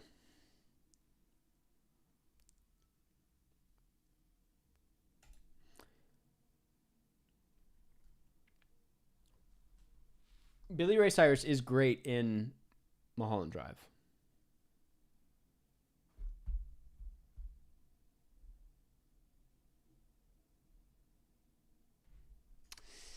Death Proof, Kurt Russell, Third Strike. I'm not too great at this one, but we'll do Escape from New York. How's the poll looking? I'll check in a second. I'll check it right now. Assault on Precinct 13. I don't like the direction we're going in. I'm gonna get out. There's nothing getting. Oh, we already used The Bride. Damn, man. Australia. Hugh Jackman. Baz Luhrmann. I think I can do something here. I can do something with this. They wouldn't count Epic, the new Elvis thing. Unless they would. I don't think they count documentaries. That would be really clutch if they did, but I don't think they do. Let me just check. Yeah, no. Isn't it with like a... Yeah, no. Romeo and Juliet, Strictly Ballroom. How well do you know Australian cinema? Not well enough. The Sixth Sense. The Sixth Sense. Toni Collette. How has she been doing? We're going to play Mafia Mama.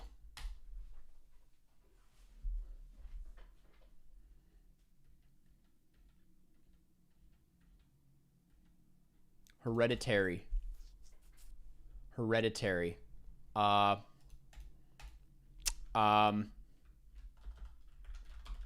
was Afraid. Panic. That was Panic. That was pure Panic. Fuck. Who else is in Hereditary? Eddington? Oh my god, you opened it wide up. Where can I go? Where can I go? There has to be something. There has to be something here. There's just not. This would have been perfect for 2025. Ari Aster, Third Strike, or Joaquin Phoenix, Sisters, Brothers. I just couldn't think of anything. I could not think of anything. And now you're about to ruin me. Muriel's Wedding. Good to know. Good to know.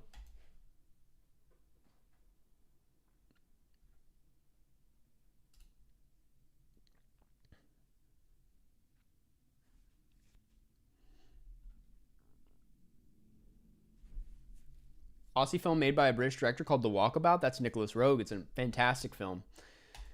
Brother Bear. Okay, you may think you have gotten me, but I got Indiana Jones and The Last Crusade in my...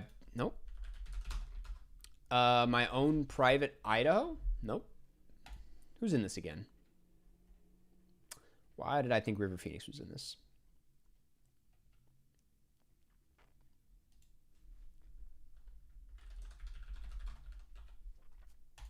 Good game. Couldn't get out of that. Could not get out of Brother Bear. Okay. I'm sorry to the members. This week I might not have time for member rounds, but we will dedicate all of Cine 2 Nerdle next week for that. I really apologize. In the meantime, we're going to get into the call-ins. Let me boot that up real quick. If you're new here, Brother Bear 2. Oh my god. Jesus Christ. Okay. Let's get into it. Google. Check the poll real quick. Good thinking. Good thinking. Checking in on the poll. I mean, it's kind of what I expected. The standings go. 15%. The wind that shakes the barley will not be the wind that shakes the barley this week. 20% targets. That breaks my heart. 25% with Nail and I.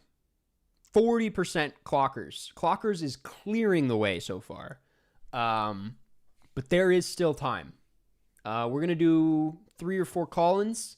Then we'll check in on the poll, but I don't think much is going to change, I'll be honest. That's pretty brutal. Okay. So yeah, if you're new here, every week we have a number you can call in. It has been pinned in the chat all stream. If you call in, you leave me a voicemail telling me what you're looking for in a movie, I will give you some recs every week, and that's what we're about to do now. I called in like 20 minutes ago. Is it like in order of when you called the line? It varies. It's kind of a random selection. I have no way of telling which one's yours, but we're gonna throw this one in. Hello, I'm calling in so that we have. Wait. Oh wait, you can hear it. All right, let's run it. Hello, I'm calling in so that we have a different sounding voice on the stream. True. Because I just saw somebody say in chat that everybody sounds the same. It's true. Anyway, my top 4, T10, The Novice. Nice. I'm Your Man. And Annihilation. I really like horror and women directors. And I also, side note, just saw Pillion and loved it. So glad other people are enjoying it. Great film. All right. Have a good rest of your evening. Ciao. Love it. I admittedly have not seen I'm Your Man or The Novice. Would love to check those out. I've heard good things. It's very quiet. Sorry about that. Basically, this person loves horror movies, loves women directors, also loved Pillion recently. I think this is a pretty straightforward one. I'm gonna recommend, if you haven't seen it, We Need to Talk About Kevin by Lynn Ramsey. Just played it in Cinenerdle. She's a very disturbing filmmaker. She makes very good stuff, though. It might not be for everybody, but I think We Need to Talk About Kevin off the bat seems like it could be your thing. Lynn Ramsey in general seems like she could be your thing. A lot of people hate her. I was not aware until this year when she made her big return with Die My Love that like a lot of people do not fuck with Lynn Ramsey. But if you're there for it, you know, you might enjoy it. That aside, you might also like, someone actually already beat me to it in chat, Revenge. Same director as The Substance, Coralie Farja. I almost forgot her name. But this was her film before The Substance. It was very good, very promising. And I'm glad to see her just like expand on all of that in The Substance. But like, if you're looking to see her tone it down a little bit, Revenge is very up your alley. I'm sure you're already tapped into Alpha, Julia Ducournau. I'm sure it's already on your radar if you haven't seen it yet. Didn't someone at Cannes boo it? Yes. Well, at my screening, yes. And then like the credits rolled and this like old woman next to me was like, she's a hack about Lynn Ramsey. And I was like, wow. Those are what I have off the bat. Those seem like safe picks for what you're looking for. If I think of something better, I'll let you know. But if you haven't seen We Need to Talk About Kevin, you're going to like it. All right, let's get into this one. Hey, Karsten. My name's Jack. I've never called or emailed into a podcast before, but today's actually my birthday. Happy birthday! So my girlfriend's family are going to be asking me what movie I want to watch tonight. Oh. So looking for a recommendation. It's a lot of pressure. You're actually the ones who movies, and then I found your channel. But my girlfriend's family, they watch most of the Oscar nominees throughout the year, each year. Nice. But they don't dive into too many foreign films or older films, so maybe some room for growth there. But okay. My top 4 are Iron Claw, Love and Mercy, Secret Life of Walter Mitty, and Ophelia. Nice. So I'd be interested to hear a recommendation or two for a birthday movie based on my top 4. Maybe something modern and maybe an option for a foreign film or an older film as well. All right. Thank you. Okay. So I don't want to make your family uncomfortable or your girlfriend's family uncomfortable. So I'm not going to recommend Surat, which was the first thing that came to mind. But if you're looking for a good new Oscar-nominated international film, don't watch Surat. I mean, it's a great movie, but it's not going to go over well. For your birthday, for your birthday. I mean, like, I don't want to take up too much of your time on your birthday, so I'm not going to recommend The Secret Agent either. If they haven't seen it, that's like kind of the go-to this year. Shoot. This is tough. I almost want to recommend something that I haven't even seen, but that I feel would go over well. And that's The Taste of Things. I haven't seen it, so I don't even that's not a good recommendation. Good recommendation for your girlfriend's family on your birthday that's new and preferably international. This is weirdly tough. I love that film. Yeah, I've heard good things. I'm like, it's been on my list for so long. Dude, I don't usually do this. But I'm pulling out the letterbox. I usually don't need to go to my letterbox, but I need to think. This is important. This is a very tough one. No. Oh, you know what? Actually, this is it. I have it. No Other Choice. No Other Choice. It's such an easy watch. It's such a likable movie. It's such a good time. I mean, you have to carve out a little bit of time for it, 2 hours and 20, but it's an Oscar snub. If they don't want to watch it because it wasn't at the Oscars, then like, yeah. But like, No Other Choice. That's, of course, that's so easy. Yeah. That's assuming you haven't seen it. But like, if you haven't, then you should definitely get on it. You can definitely rent it by now.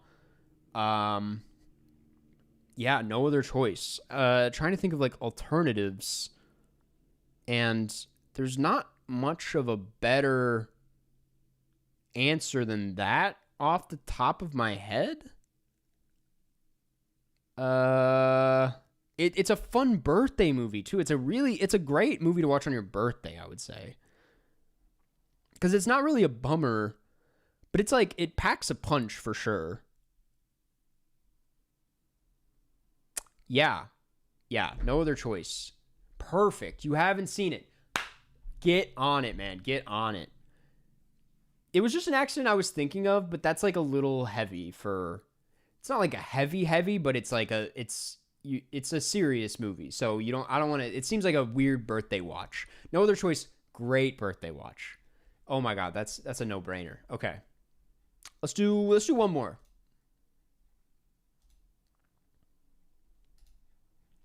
Let's try this one. Hi, Karsten. This is Dan. I'm at the stream every week. Every week. Not on time, though. I'm the person who does the timestamps on each stream, each VOD. Wait, the what? Wait. Not on time, though. I'm the person who does the timestamps on each stream, each VOD. My fourth favorite song that I bought. I'll be honest, I just can't understand what that says. I can't. The transcript is not helping me. Oh, the timestamps. Oh, you're that person. Thank you for doing that. That's very nice of you. I'm literally so happy about that. I'm like, I love having a timestamp person. So thank you. That is hilarious. Thank you for doing the timestamps. I should be doing it, honestly, but...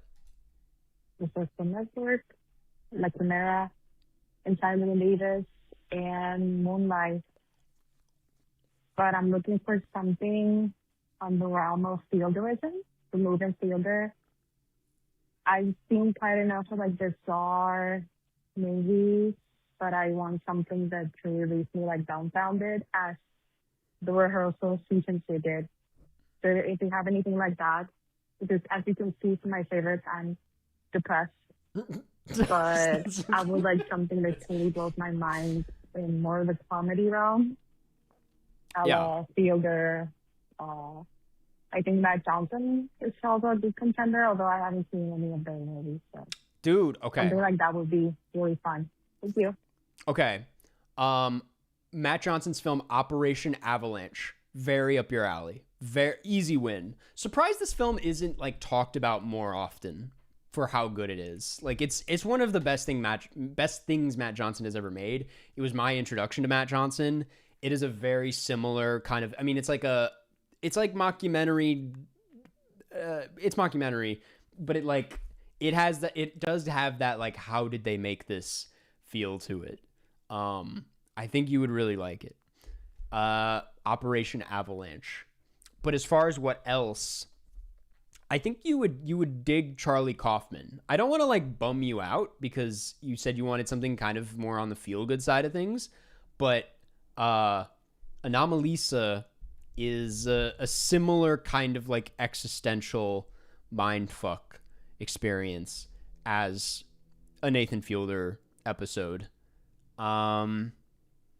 Yeah, those are my recs. Thank you for the time. Thank you for being such an active member of the community. I really appreciate it, genuinely. And I hope you get something out of this. What do you mean, bruh? John, I know you don't like Anomalisa, but some people like it. Some people, it means a lot to them. Okay, let's actually no, I'll cut it off there. If I didn't get to your call, I will get to it next week. But I'm going to wrap things up. It looks like we know what next week is, and that is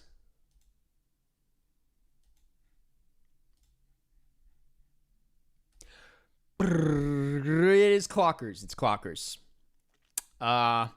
Shocker.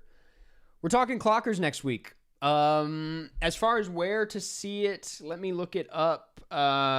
It is available. It looks like it's going to be a renting situation. As far as I know, at least in the US. Maybe there's something I don't know. Directed by Spike Lee, one of Spike Lee's classics. I'm very excited to get into this one. Starring Harvey Keitel and John Turturro and Delroy Lindo. It's going to be great. Okay. Clockers next week. I will see you guys on Sunday for the Oscars. I have a video out talking about all of the Oscar nominations this year that's coming out on Saturday. We'll be doing our Oscar live stream on Sunday, and then we will have a Oscar recap video on Monday. I'm also nervous. Let's hope I don't throw up that night. I already feel like I'm gonna. But yeah, thanks for coming out, guys. Good stream as always, and I will see you very soon.